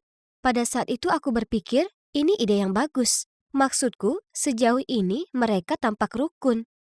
Tapi yang tak kutahu adalah perang antara ibu dan ibu tiriku baru saja dimulai. Rose tersenyum dengan penuh semangat. Sementara di satu sisi ibuku terlihat tak begitu bersemangat. Mungkin ia masih marah karena aku melewatkan teleponnya. Jadi keesokan harinya sepulang sekolah aku keluar dan melihat ibu berdiri di samping mobilnya. Oh, apa ibu menungguku? Aku hendak berjalan mendekatinya saat tiba-tiba ku perhatikan ibu menatap tak suka ke seseorang. Ya Tuhan! Rose sedang menunggu di sisi lain jalan itu. Dengan cepat aku melompat di balik semak-semak untuk sembunyi dari mereka. Jangan bilang padaku keduanya sedang menjemputku. Tiba-tiba ponselku berbunyi. Itu ibu. Tak mungkin aku memilih di antara mereka. Jadi kukatakan padanya aku sudah dalam perjalanan menuju mall. Sekarang mari kita bahas soal jalan-jalan seru keluarga kami di mall. Itu bencana. Ibu dan Rose punya gaya yang sangat berbeda, jelas saja. Jadi, ibuku memilih rompi hitam yang elegan untukku. Tapi Rose mengira aku terlihat seperti Ruth Bader Ginsburg. Tak bermaksud menyinggung. Beliau itu keren sekali membawa keadilan untuk para wanita. Tapi, Rose, ada benarnya. Baju itu tak cocok untukku. Kemudian Rose memilih gaun merah untukku. Tapi, ya ampun, gaunnya itu terbuka. Mereka terus-terusan menyeretku dari satu toko ke yang lainnya, seolah sedang main tarik tambang. Dan aku ini tali tambangnya. Aku tak tahan lagi. Karena itu, aku pilih saja sembarang baju, supaya mereka berhenti melempari pakaian di wajahku. Di perjalanan keluar dari mall, kami melewati toko tindik. Sudah lama aku ingin tindik helix di bagian atas daun telingaku. Itu terlihat sangat keren. Aku bertanya pada ibu, tapi dia menolaknya mentah-mentah. Kata ibu, itu akan membuatmu terlihat seperti pemberontak. Ibu masih tetap tegas seperti biasa. Omong kosong. Rose mendengus. Melanie, Avery sudah cukup dewasa untuk membuat keputusannya sendiri. Jika dia ingin tindik, biarkan saja dia. Lalu ia menoleh padaku dan berkata, ayo, ku antar masuk ke dalam. Ya Tuhan, aku tidak percaya ini. Aku melirik ke ibu, dan ia terlihat seperti akan meledak karena amarah. Tapi Rose ada benarnya. Demi apapun, aku sudah 16 tahun. Setelah 15 menit, aku dan Rose keluar. Oh, syukurlah. Apakah mempertimbangkan kembali menindik telingamu? Oh ya, kata Rose, tindik hidung itu lebih pantas untukku. Apa? Mungkin tindik hidung bukanlah ide yang bagus. Karena ketegangan di antara mereka sudah jadi bencana besar sekarang. Aku perlu cara mengakurkan mereka. Jadi, ku dapat ide yang cemerlang. Aku menyusun liburan di Brazil untuk kami semua. Aku punya seorang teman di sana, Pedro. Dia siswa pertukaran di sekolahku, jadi dia bisa mengajak kami berkeliling. Ayah terlibat pada rencana ini. Di menit akhir, ayah pura-pura sedang sibuk dan batal ikut. Sempurna. Sekarang Rose dan ibu punya banyak waktu untuk mendekatkan hubungan. Segera saat kami jalan ke lobi hotel, mereka mulai bertengkar siapa yang sekamar denganku. Ada apa dengan mereka? Kami baru saja mendarat di Brazil. Jadi ku ambil kunci dari resepsionis dan mengatakan pada mereka untuk berbagi. Karena aku akan sekamar sendiri. Kemudian di malam harinya, setelah kami semua istirahat, aku menunggu mereka di lobi. Ya ampun, apa yang membuat mereka lama sekali? Tiba-tiba kulihat dua wanita berjalan mendekat dan saling dorong satu sama lain. Ya Tuhan, itu Rose dan ibu. Aku berusaha tetap tenang dan berkata, Yesus, bisakah kalian berdua berhenti bertingkah seperti anak TK? Ibu mencibir. Begini, Rose ini menghabiskan waktu 45 menit untuk mandi, sementara aku perlu pakai kamar mandinya. Kau tahu betapa sensitifnya perutku. Rose memutar matanya. Itu karena aku punya ritual perawatan kecantikan ketat untuk dilakukan. Paling tidak kau bisa tidur. Aku tidak bisa, terima kasih atas dengkuranmu yang seperti bulldozer. Aku jelas tak begitu. Lalu mereka mulai saling tatap seperti dua petarung UFC. Aku berteriak, sudah hentikan! Dengarkan, aku baru saja membuat reservasi untuk kalian berdua agar saling mengenal satu sama lain. Aku ada rencana dengan Pedro, jadi akan kususul kalian nanti. Mereka hendak menolak, tapi aku menatap mereka dengan tajam. Ya, paling tidak kau akan bersenang-senang. Kalian berdua sebaiknya ke bar. Tak ada yang mengalahkan bar Brazil. Tidak boleh minum, dan kembali jam 10, paling lambat. Ya, aku tahu. Selamat bersenang-senang. Aku melambai pada mereka dan meninggalkan hotel. Keesokan paginya kulihat mereka saling bicara. Benar-benar bicara, bukan bertengkar. Jadi aku berjalan menghampiri mereka dan bertanya, nah, bagaimana makan malamnya? Kemudian mereka cerita padaku makan malamnya berjalan sangat baik. Mereka berhasil mengesampingkan perbedaan mereka dan jadi akur. Berhasil, hahaha. Jadi sekarang bisa kunikmati sisa perjalanan.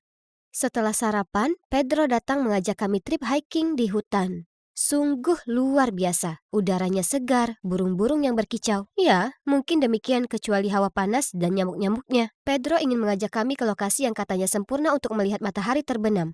Keren! Awalnya semua berjalan dengan baik, tapi kemudian saat Rose menghindari sebuah ranting pohon, tak sengaja mengenai ibuku. Ya Tuhan, kau sengaja mengenaiku ya kan?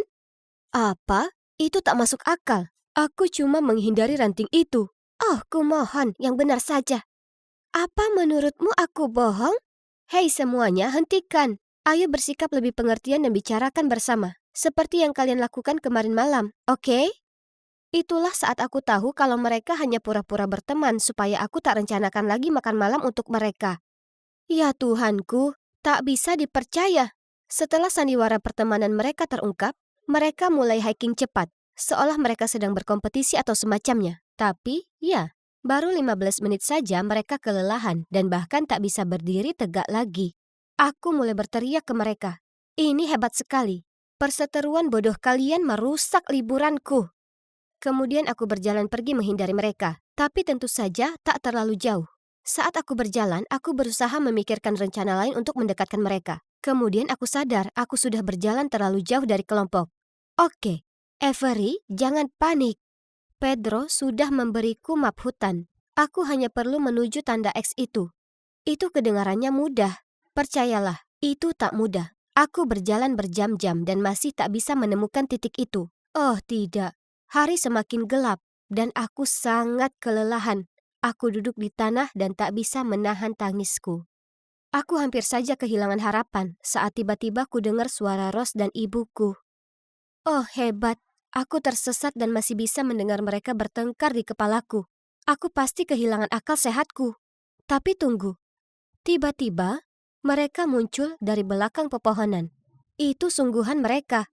Aku tak percaya ini. Aku berlari ke dekapan mereka dan memeluk mereka sangat erat, lalu menangis seperti bayi. Sebelum kami pergi ke bandara untuk pulang ke rumah, Pedro datang berpamitan. Terima kasih atas perjalanan hikingnya dan juga untuk menjalankan rencanaku. Tak masalah, rencanamu benar-benar gila tapi itu sungguh berhasil. Setelah kau menghilang, mereka benar-benar bekerja sama untuk menemukanmu. Mereka saling bantu satu sama lain saat yang satu tersandung atau kecapean, dan terus saling memotivasi. Pedro nyengir padaku, lalu melanjutkan. Aku juga panik saat tak melihatmu di titik pertemuan kita. Untung, aku masih bisa menemukanmu. Oh iya, aku lupa menyebutkan kalau pura-pura tersesat adalah bagian dari rencana. Tapi yang tak kuharapkan adalah aku tersesat sungguhan. Syukurlah ada Pedro. Dan kalian tahu tidak? Setelah insiden itu, Ibu dan Rose jadi dekat. Sebenarnya agak terlalu dekat menurutku. Kadang mereka bahkan pergi keluar tanpaku. Kalian percaya itu?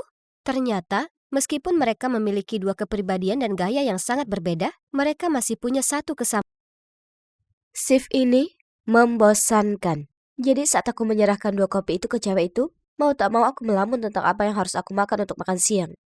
Permisi, kenapa sikapmu seperti itu? Cewek itu terdengar kesal. Lalu sebelum aku bisa mengatakan apapun, dia berteriak. Aku mau berbicara dengan manajermu. Cowok di sebelahnya berusaha membuatnya tetap tenang dan memintanya keluar dulu. Lalu dia berkata kepadaku, aku minta maaf tentang adikku.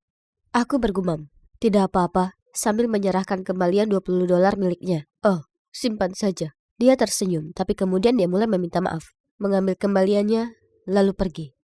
Apa yang baru saja terjadi? Aku mengeluarkan ponselku untuk memeriksa wajahku. Oh, bagus. Aku terlihat seperti sedang disengat tawon. Dan semua itu karena aku sedang memikirkan apakah aku harus makan pasta atau sandwich. Sejujurnya, apa yang baru saja terjadi bukanlah hal baru bagiku. Tapi sepertinya tidak pernah separah ini.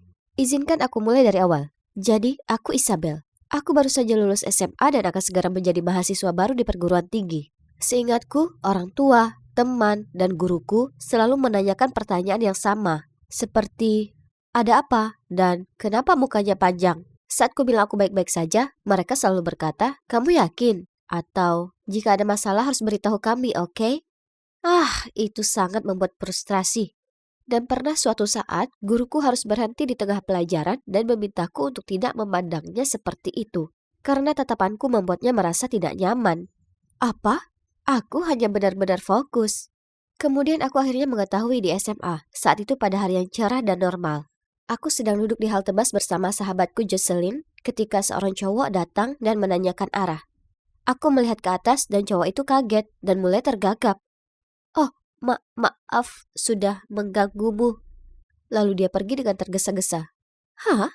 Ini sangat membingungkan. Dia bahkan tidak memberiku kesempatan untuk mengeluarkan sepatah kata pun. Jadi aku menoleh ke Jocelyn dan bertanya apakah dia tahu apa masalah cowok itu. Mungkin itu karena kamu terlihat ingin menendang pantatnya. Lalu dia memberitahuku bagaimana semua orang di sekolah menganggapku sombong. Apa? Itu sungguh konyol. Kenapa mereka menganggapku seperti itu? Aku menanyakan hal ini padanya dan dia mengeluarkan cermin dan mendekatkannya ke wajahku. Nah, lihat sendiri. Aku melihat lebih dalam ke cermin dan ya Tuhan, dia benar. Aku memang terlihat agak marah, tapi aku bersumpah tidak marah, tidak sama sekali. Keesokan harinya, Jocelyn mengirimiku link ke sebuah artikel tentang orang-orang yang memiliki wajah alami pemarah. Dikenal juga dengan resting bitch face alias RBF.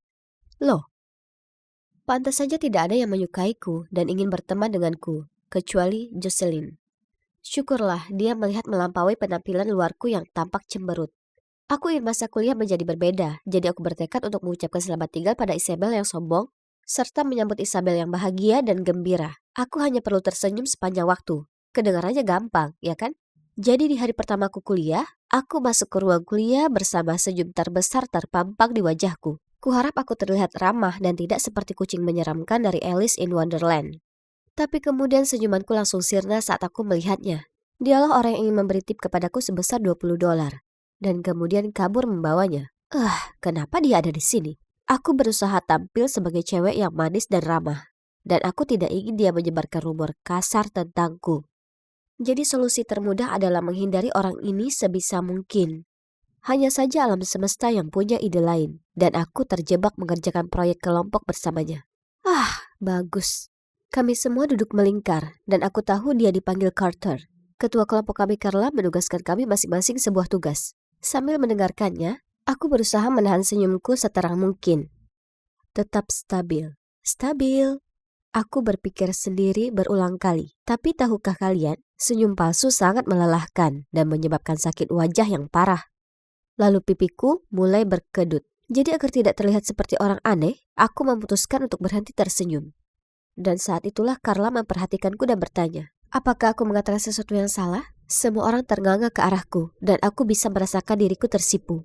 Bagus, sekarang aku mungkin mirip tomat yang pemarah. Saat itulah Carter angkat bicara. Lanjutkan saja, kami akan mengatakannya jika ada yang tidak jelas. Terima kasih Carter. Sekarang aku tahu bagaimana perasaan Lois Lane setelah diselamatkan oleh Superman. Ini terasa lebih intens daripada di film. Dan dia sebenarnya juga lucu. Aku merasa sedikit kecewa setelah pertemuan kelompok. Yang ingin aku lakukan hanyalah mendapatkan beberapa teman. Tapi aku sudah memberikan kesan yang salah pada Carla tentang diriku. Aku bukan orang yang suka pesta besar. Tapi mungkin pesta besar mahasiswa baru yang diadakan pada hari Jumat akan menjadi tempat yang baik untuk berteman, bukan? Merasa sedih, aku duduk di bangku samping dekat lapangan olahraga kampus dan hanya melihat ke atas ke langit. Lalu aku melihat Carter bermain sepak bola dengan beberapa cowok. Jadi aku melihatnya bermain sebentar. Mungkin karena pencahayaannya atau fakta bahwa dia terlihat sangat seksi saat berkeringat. Aku tidak bisa mengalihkan pandangan darinya. Mungkin aku harus mencoba berbicara dengannya. Keesokan harinya aku masuk ke ruang kuliah dan melihat Carter duduk sendirian membaca buku. Itu adalah kesempatanku. Aku bisa duduk di sebelahnya dan memulai obrolan. Oke Isabel, tetap tenang. Oh tidak keren. Keren artinya sombong. Tetap bahagia, Anda mengerti? Tersenyumlah, memeriksa. Hai, apakah kursi ini? Carter mendongak. Oh, maafkan aku. Aku tidak tahu ini tempat dudukmu. Kemudian dia mengumpulkan barang-barangnya dan pindah ke meja lain. Apa? Terkutuklah kamu RBF. Aku tidak menyerah begitu saja. Jadi aku mencari di internet dan membaca bahwa makeup bisa membantu memperbaiki situasiku. Jadi, aku merias wajah di sekitar mulut dan mataku lalu pergi ke kelas kuliahku. Hanya saja saat diskusi kelompok, Carter berbisik kepadaku. Apakah kamu sakit? Karena kamu terlihat agak pucat. Kenapa tidak pulang? Aku bisa buatkan catatan. Setelah mendengarnya mengatakan itu, aku benar-benar merasa sedikit mual. Muak dengan kegagalan terus-menerus. Tapi tunggu, hari Jumat ini adalah pestanya. Itu akan menjadi kesempatan terakhirku untuk berteman dan berbicara dengan Carter. Aku belum pernah ke pesta sebelumnya. Terutama karena belum pernah ada yang mengundangku ke pesta. Cukup yakin mereka mengira penampilanku yang pemarah akan mematikan mood. Jadi aku menghabiskan waktu lama untuk mempertimbangkan baju. Memilih gaun berwarna cerah agar aku terlihat lebih ceria. Saat aku masuk ke pesta, aku tidak bisa berhenti gemetar. Setiap orang terlihat bersenang-senang, sementara aku terlihat seperti anak pemarah yang merindukan mamanya. Tidak apa-apa, Isabel. Tetap tenang, kataku pada diri sendiri. Aku hanya perlu beberapa minuman untuk meningkatkan kepercayaan diriku. Jadi aku mengambil beberapa minuman dari bar. Dan wow, aku langsung merasa seperti orang yang benar-benar baru. Aku hendak mengajak ngobrol beberapa cewek ketika tiba-tiba seorang cowok mendatangiku dan berkata, "Hei, sepertinya kamu sedang mengalami saat yang buruk. Jika kamu tidak menyukai hal-hal ini, menurutku kamu sebaiknya pulang saja, tidak apa-apa." Hebat, jika minuman pun tidak bisa membantuku, lalu apa lagi yang bisa? Aku kehilangan minat untuk berteman. Jadi aku memutuskan untuk mengikuti saran orang tersebut dan pergi. Semua orang akan lebih bersenang-senang tanpa harus melihat wajah murungku. Saat aku keluar dari sana, aku mendengar seseorang berteriak, "Isabel, tunggu." Aku berbalik dan melihat bahwa itu adalah Carter. Dia menyusulku dan bertanya mengapa aku berangkat sepagi ini. Aku bergumam kalau pesta bukanlah kesukaanku dan aku lebih suka jalan-jalan di tempat lain. Ya, aku juga tidak terlalu tertarik pada mereka. Bisakah aku ikut denganmu? Aku membeku selama 1 menit, tapi kurasa dia mengira aku marah padanya.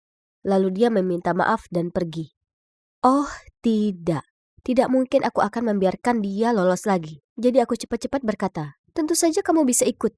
Tapi yang terdengar adalah teriakan yang keras. Lelaki malang itu pasti merasa seperti seekor harimau sedang menggeram di depan wajahnya. Ya, setidaknya dia masih ikut denganku, kan? Meski karena takut, dia tampak sedikit tidak yakin ketika aku membawanya menuju salah satu tempat favoritku, yaitu di bawah jembatan ini. Tapi ketika dia melihat semua grafiti yang mengagumkan, dia kelihatan lebih nyaman. Dia bersenang-senang melihat dari satu bagian ke bagian berikutnya. Lalu kami mulai berbicara, dan ternyata kami bisa bergaul dengan cukup baik. Kami segera menjadi teman dekat, dan aku bahkan memperkenalkannya dengan Jocelyn. Semakin banyak aku menghabiskan waktu bersama Carter, semakin aku menyukainya. Dan aku mulai berpikir bahwa dia juga menyukaiku. Jangan tanya kenapa, itu cuma firasat.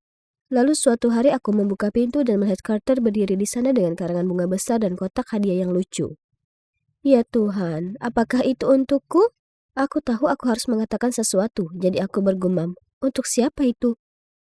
Aduh, kedengarannya agak kasar. Haruskah aku bertanya lagi? Dan mungkin dengan suara yang lebih lembut dan senyuman. Namun sebelum aku dapat mengatakan apapun, Carter menjawab. Oh, ini untuk Jocelyn. Bisakah kamu memberikannya padanya? Terima kasih. Dia menyerahkannya padaku, lalu lari. Apa? Carter jatuh cinta dengan Jocelyn? Tapi hei, tidak mengherankan jika hal-hal baik tidak pernah terjadi padaku. Dan seseorang dengan penampilan alami ceria seperti dia akan menarik perhatian semua pria. Jujur saja, siapa yang menginginkan pacar berpenampilan kejam? Ini menyebalkan. Setelah itu aku sengaja menghindari Carter dan kami tidak berbicara sama sekali selama seminggu. Itu terlalu berlebihan.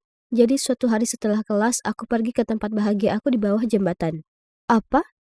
Ada gambar grafiti baru. Sangat besar, jelek, dan menurutku itu untukku. Seperti dalam kata-kata kering yang menetes tertulis, "Aku mencintaimu, Isabel." Aku melihatnya dengan mulut ternganga. Apakah ini lelucon seseorang? Kemudian seseorang muncul di sampingku, dan itu adalah Carter. Ini bukan karya terbaikku, tapi aku sudah mencobanya, katanya malu-malu. Hah? Dia melakukan ini? Tapi kenapa? Kemudian dia melanjutkan. Bunga dan hadiah itu untukmu. Tadi kupikir kamu kesal. Jadi aku panik dan bilang itu untuk Jocelyn. Jadi setelah itu, aku menelponnya dan mengatakan yang sebenarnya. Dia bilang kamu juga menyukaiku. Itu menjelaskan tatapan aneh yang diberikan Jocelyn padaku. Aku akan berbicara banyak dengannya nanti. Kamu tahu aku menggambarnya seminggu yang lalu. Aku mengikutimu setiap hari sepulang kuliah. Bukan dengan cara yang menyeramkan. Aku hanya ingin berada di sini saat kamu pertama kali melihatnya. Dan ya ampun, itu sangat berharga. Lalu dia memberiku senyuman termanis dan menarikku untuk dipeluk. Oh, wow. Cowok ini tahu cara membuat hati seorang cewek meleleh. Dan tahukah kalian? Aku tersenyum dan aku tidak memaksanya. Jadi begitulah, kami jadi resmi pacaran. Ternyata dia tidak peduli apa aku punya RBF atau tidak, karena dia meluangkan waktu untuk mencari tahu siapa diriku yang sebenarnya. Kalian tidak boleh menilai buku dari sampulnya, karena kalian mungkin melewatkan petualangan terbaik yang pernah ada. Jadi, jika cewek atau cowok itu terlihat agak sedih, mungkin kalian tidak boleh menganggap mereka sombong dan pemurung. Tapi, sekarang di mana shell virusnya? Itu pasti akan melengkapi penampilanku. Aku sedang menggeledah lemari ibu untuk menemukannya saat aku secara tidak sengaja menjatuhkan ikat pinggang ke lantai. Tapi yang aneh, suaranya sangat aneh. Jadi aku mengetuknya beberapa kali. Tunggu, sepertinya tanahnya berlubang. Aku melihat lebih dekat. Dan, ya Tuhan, ada lubang tersembunyi atau sesuatu di lemari ibuku. Tentu saja aku harus memikirkan hal ini. Jadi setelah beberapa kali mencoba, akhirnya aku berhasil membukanya. Dan menemukan sebuah kotak kayu besar. Kenapa dia merahasiakan sesuatu dari kita? Aku menarik napas dalam-dalam dan membuka kotak itu. Ada beberapa foto lama ibuku ketika dia masih kecil, sebuah boneka beruang tua, dan beberapa kaset. Kenapa dia harus menyembunyikan ini? Aku menggali lebih dalam lagi dan menemukan setumpuk surat. Semuanya berasal dari alamat yang sama. Tunggu dulu, aku tahu tempat itu. Itu adalah panti asuhan di luar kota. Sejauh ini tidak ada yang masuk akal bagiku. Jadi jelas sekali aku harus membacanya. Mereka semua berasal dari suster panti asuhan bernama Anna Maria. Dia terus menulis tentang seorang gadis bernama Eliza. Dan semakin aku membaca, aku akhirnya menyadari bahwa gadis ini Eliza adalah putri ibuku. Itu berarti aku punya saudari tiri. Aku tidak percaya. Dan sepertinya ibuku belum pernah melihat Eliza sejak dia mengantarnya ke panti asuhan. Jadi ibuku bahkan tidak tahu seperti apa rupanya setelah bertahun-tahun. Ini gila. Bagaimana bisa ibu tega melakukan ini? Belum lagi ayahku seorang politikus. Jadi aku dibesarkan untuk selalu menjadi orang baik, sama seperti mereka. Tapi setelah apa yang baru ku ketahui, aku tidak tahu lagi harus percaya apa. Ini sangat tidak masuk akal. Tapi satu hal yang pasti, aku harus menemukan Eliza. Keesokan harinya sepulang sekolah, aku pergi ke panti asuhan. Aku memberitahu Anna Maria segalanya, dan dia mengatakan Eliza telah pergi ketika dia berumur 18 tahun. Tapi dia kembali setiap akhir pekan untuk membantu. Dia kemudian memberiku alamat rumah Eliza. Aku mengikuti Google Map dan berakhir di lingkungan yang sangat menyeramkan. Saat aku mengetuk pintunya, jutaan pertanyaan muncul di kepalaku. Bagaimana jika dia tidak mau berurusan dengan kita? Bagaimana jika dia membenciku karena aku mencuri kehidupan hebat yang seharusnya jadi miliknya? Tapi tidak ada kata mundur sekarang. Begitu pintu terbuka, aku membeku. Mungkinkah ini benar-benar saudari tiriku? Berdiri di sana adalah gadis jangkung dan tampak misterius. Aku gemetar ketika berkata, "Hai, apa kamu Eliza?" Dia hanya menatapku dengan skeptis, lalu menjawab, "Kenapa? Siapa kamu?" Aku tidak bisa menahan air mataku dan berkata, "Aku tidak percaya aku menemukanmu. Aku Alicia, saudara tirimu." Eliza terlihat kaget, lalu berkata, "Oh, baiklah. Tenanglah, ayo masuk, kita akan ngobrol." Aku duduk di sofa dan menceritakan semuanya. Lalu dia mulai menceritakan betapa menyedihkan hidupnya. Bagaimana dia melakukan 4 pekerjaan dan itu masih belum cukup untuk membayar tagihan. Astaga, aku merasa sangat bersalah mendengar semua ini. Sangat tidak adil kalau aku menjalani hidup bahagia tanpa beban. Dan dia ditinggal sendirian. Aku tidak bisa meninggalkan Eliza seperti itu. Aku harus melakukan sesuatu. Setelah itu aku bergegas pulang dan menyeret ibu ke kamarku agar bisa bicara secara pribadi. Aku mengonfrontasinya dan pada awalnya dia menyangkalnya. Namun akhirnya dia menangis dan mengakui semuanya. Aku tidak bisa mempercayai telingaku ketika mendengar keseluruhan cerita. Ketika dia berusia 18 tahun dia melahirkan Eliza. Tapi ayah Eliza tidak mau bertanggung jawab. Jadi ibuku memutuskan untuk membesarkan Eliza sendirian. Itu sulit baginya karena dia tidak memiliki pekerjaan yang layak. Kemudian setelah sekitar 6 bulan, ayahku muncul dan menunjukkan ketertarikan padanya. Dan karena dia berasal dari keluarga kaya, ibuku langsung mengambil kesempatan untuk bersamanya. Namun, dia berpikir jika dia tahu tentang Eliza, dia tidak akan tertarik. Jadi dengan berat hati dia memutuskan untuk mengirim Eliza ke panti asuhan. Sejak saat itu, dia mengirim surat ke Anna Maria setiap tahun pada hari ulang tahun Eliza. Tapi dia memintanya untuk tidak mengirim foto Eliza karena terlalu menyakitkan untuk dilihat. Aku tidak percaya ibuku menyerahkan putrinya demi uang. Aku memohon pada ibuku untuk bertemu dengan Eliza, setidaknya dia berhutang hal itu padanya. Aku menjelaskan betapa menyedihkan kehidupan Eliza dan betapa dia tidak pantas mendapatkannya. Akhirnya ibuku menyetujuinya. Jadi keesokan harinya dia menjemputku dari sekolah dan kami pergi ke rumah Eliza. Begitu ibuku melihatnya, mereka berpelukan dan menangis.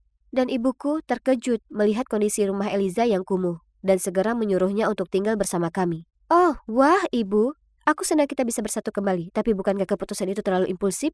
Bagaimana dengan ayah?"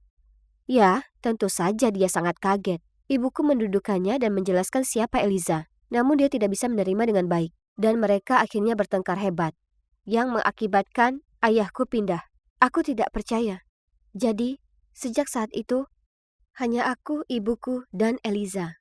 Aku sangat merindukan ayahku, tapi rasanya menyenangkan tiba-tiba memiliki saudara perempuan. Aku selalu menginginkan saudara. Kita bisa jalan-jalan bareng, bergosip, belanja. OMG, ini bakal seru banget. Tapi ternyata tidak semenyenangkan yang kuharapkan. Suatu malam, Eliza sedang menonton film. Aku duduk di sampingnya dan berkata, "Ya ampun, aku suka film ini, tapi aku tidak tahan dengan pemeran utama wanitanya. Suaranya sangat menyebalkan."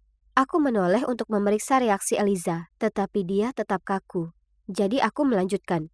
Sebenarnya dia terdengar seperti temanku, Kayla. Masih belum ada jawaban dari Eliza. Bahkan dia tidak menatapku. Apa dia mendengarkan?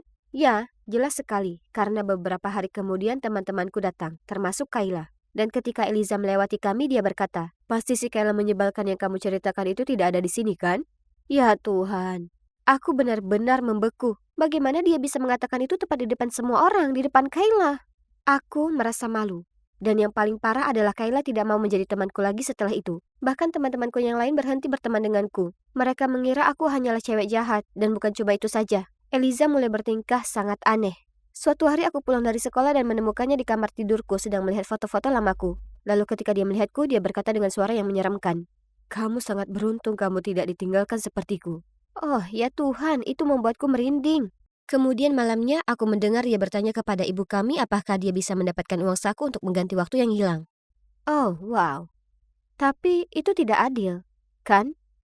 Nah, keesokan harinya aku tidak dapat menemukan lipstik favoritku. Dan mengingat Eliza baru-baru ini melakukan kunjungan mendadak ke kamarku, aku bertanya padanya. Tapi dia hanya mengangkat bahu dan berkata, "Ya, aku mengambilnya. Lalu kenapa?" Wow, sejak kapan dia menjadi begitu kasar? Tunggu dulu, dia juga memakai gaun bermotif bunga milikku. Itu saja, aku sudah muak. Aku langsung menemui ibuku dan memberitahunya apa yang telah dilakukan Eliza. Aku berharap ibuku ada di pihakku, tapi ternyata tidak. Dia menyuruhku untuk lebih pengertian karena Eliza tidak terbiasa berada di dekat orang lain. Jadi dia perlu waktu untuk beradaptasi. Itu konyol. Dan kemudian menjadi lebih buruk lagi. Dia mulai mengincar ayahku. "Kamu harus menceraikannya. Teganya dia meninggalkanmu begitu saja. Suami yang jahat sekali." Dia memberitahu ibu ketika mereka berdua sedang menyiapkan makan malam. "Kamu bisa mengklaim kepemilikan hartanya. Kamu cuma perlu membuktikan bahwa dia selingkuh, atau dia korup atau semacamnya. Maksudku, dia seorang politisi. Jadi aku yakin dia melakukan setidaknya salah satu dari hal-hal itu." Sejujurnya aku tidak percaya dengan apa yang kudengar. Aku menyerbu masuk ke kamar dan mulai meneriaki Eliza agar berhenti bicara sampah pada ayahku. Lalu aku menoleh ke ibu. "Jangan dengarkan kebohongannya yang beracun." Namun ibu hanya menghela napas dan menjawab, "Eliza tidak sepenuhnya salah. Ayahmu baru saja meninggalkan kita dan dia bahkan belum menelpon. Jelas sekali dia berselingkuh." OMG, ular itu sedang mencuci otak ibuku. Beberapa hari kemudian aku melihat artikel bahwa ayahku didakwa korupsi. Bagaimana itu mungkin? Ayahku adalah pria yang baik. Pasti ada kesalahpahaman atau semacamnya. Mungkinkah itu ada hubungannya dengan Eliza? Itu kamu, ya kan? Kamu menuduh ayahku melakukan korupsi. Aku menyerbu masuk dan berteriak pada Eliza. Ibu kaget dan berkata, "Alicia, apa yang kamu bicarakan?" Jadi aku bilang pada ibuku kalau Eliza pasti merencanakan ini. Dan ibuku berkata, "Jangan bersikap absurd. Dia tidak mendapat keuntungan apapun dari itu. Berhenti bicara omong kosong dan minta maaf pada Eliza." Bu, sepertinya aku tahu tentang apa ini. Alicia membenciku. Jadi dia mulai berbohong tentangku. Faktanya, kamu harus berhati-hati bahwa dia bukanlah pembohong yang patologis atau semacamnya. Atau mungkin lebih buruk lagi, dia bisa mengalami gangguan mental. Ibuku kemudian berkata, "Kamu benar, sayang. Alicia, kamu butuh bantuan. Aku akan membuatkan janji di rumah sakit untukmu." Apa? Apakah dia serius? Aku mencoba meyakinkan dia bahwa aku baik-baik saja, tapi dia tidak mau mendengarkan. Aku kemudian menoleh ke Eliza. "Kamu tidak akan lolos kali ini." Keesokan harinya ibuku mencoba mengajak aku pergi ke rumah sakit. Namun aku mengunci pintu kamarku dan menolak untuk pergi. Namun tidak butuh waktu lama untuk menemukan kunci cadangan. Dan kali ini dia kembali bersama beberapa pria di sebelahnya untuk membantu menahanku. Aku mencoba yang terbaik untuk membebaskan diri tetapi tidak ada harapan. Tepat pada saat itu aku mendengar suara ayahku. "Lepaskan dia." Aku mendongak dan melihat ayahku sedang bersama seorang wanita. Ibuku tampak ketakutan dan berkata, "Beraninya kamu membawa selingkuhanmu ke rumah kita." Tapi ayahku berkata, "Ini tidak seperti yang terlihat, sayang. Ini Eliza. Eliza yang asli. Wanita di sana itu penipu. Nama aslinya adalah Kim." Astaga, aku tahu ada yang tidak beres dengannya. Kalian mungkin bertanya-tanya kenapa ayahku tiba-tiba muncul. Ya, aku menelponnya sehari sebelumnya dan memintanya untuk menyelidiki Eliza. Karena aku merasa ada sesuatu yang mencurigakan sedang terjadi. Dia ke panti asuhan untuk mendapatkan info lebih lanjut. Dan suster-suster di sana terus mengatakan Eliza adalah wanita yang paling manis. Dan jika dia menunggu, dia bisa bertemu dengannya. Nah, kemudian Eliza yang asli muncul dan saat itulah ayahku mengetahui kebenarannya. Ternyata Kim dulunya teman sekamar Eliza. Eliza sudah pindah, tapi suster-suster di panti asuhan tidak mengetahui hal ini. Jadi mereka tetap memberiku alamat lama. Eliza tahu tentang ibu sejak dia menemukan surat-surat itu. Tapi dia masih marah karena ditinggalkan sehingga belum siap untuk bertemu dengannya. Dia memberitahu Kim segalanya tentang keluargaku dan betapa kayanya kami. Jadi ketika aku pergi ke alamat lama dan bertanya tentang Eliza, Kim memanfaatkan kesempatan itu untuk mencuri identitas Eliza. Ayahku menunjuk ke arah Kim dan berkata, "Aku beri waktu 10 detik untuk keluar dari rumahku atau aku akan menelpon polisi. Jangan pernah mendekati keluargaku lagi." Kim langsung melarikan diri dan kami tidak pernah melihatnya lagi. Adapun Eliza yang asli, itu adalah reuni yang luar biasa. Awalnya tidak berjalan baik, tapi lambat laun Eliza membuka diri terhadap ibuku. Dan tentu saja tuduhan korupsi ayahku dibatalkan setelah dia dinyatakan tidak bersalah. Dia juga memaafkan ibuku dan pulang ke rumah. Eliza sering mengunjungi kami. Dan aku harus mengatakan bahwa itulah yang kuharapkan dari memiliki seorang kakak perempuan. Aku sangat senang kita semua bersatu kembali sekarang.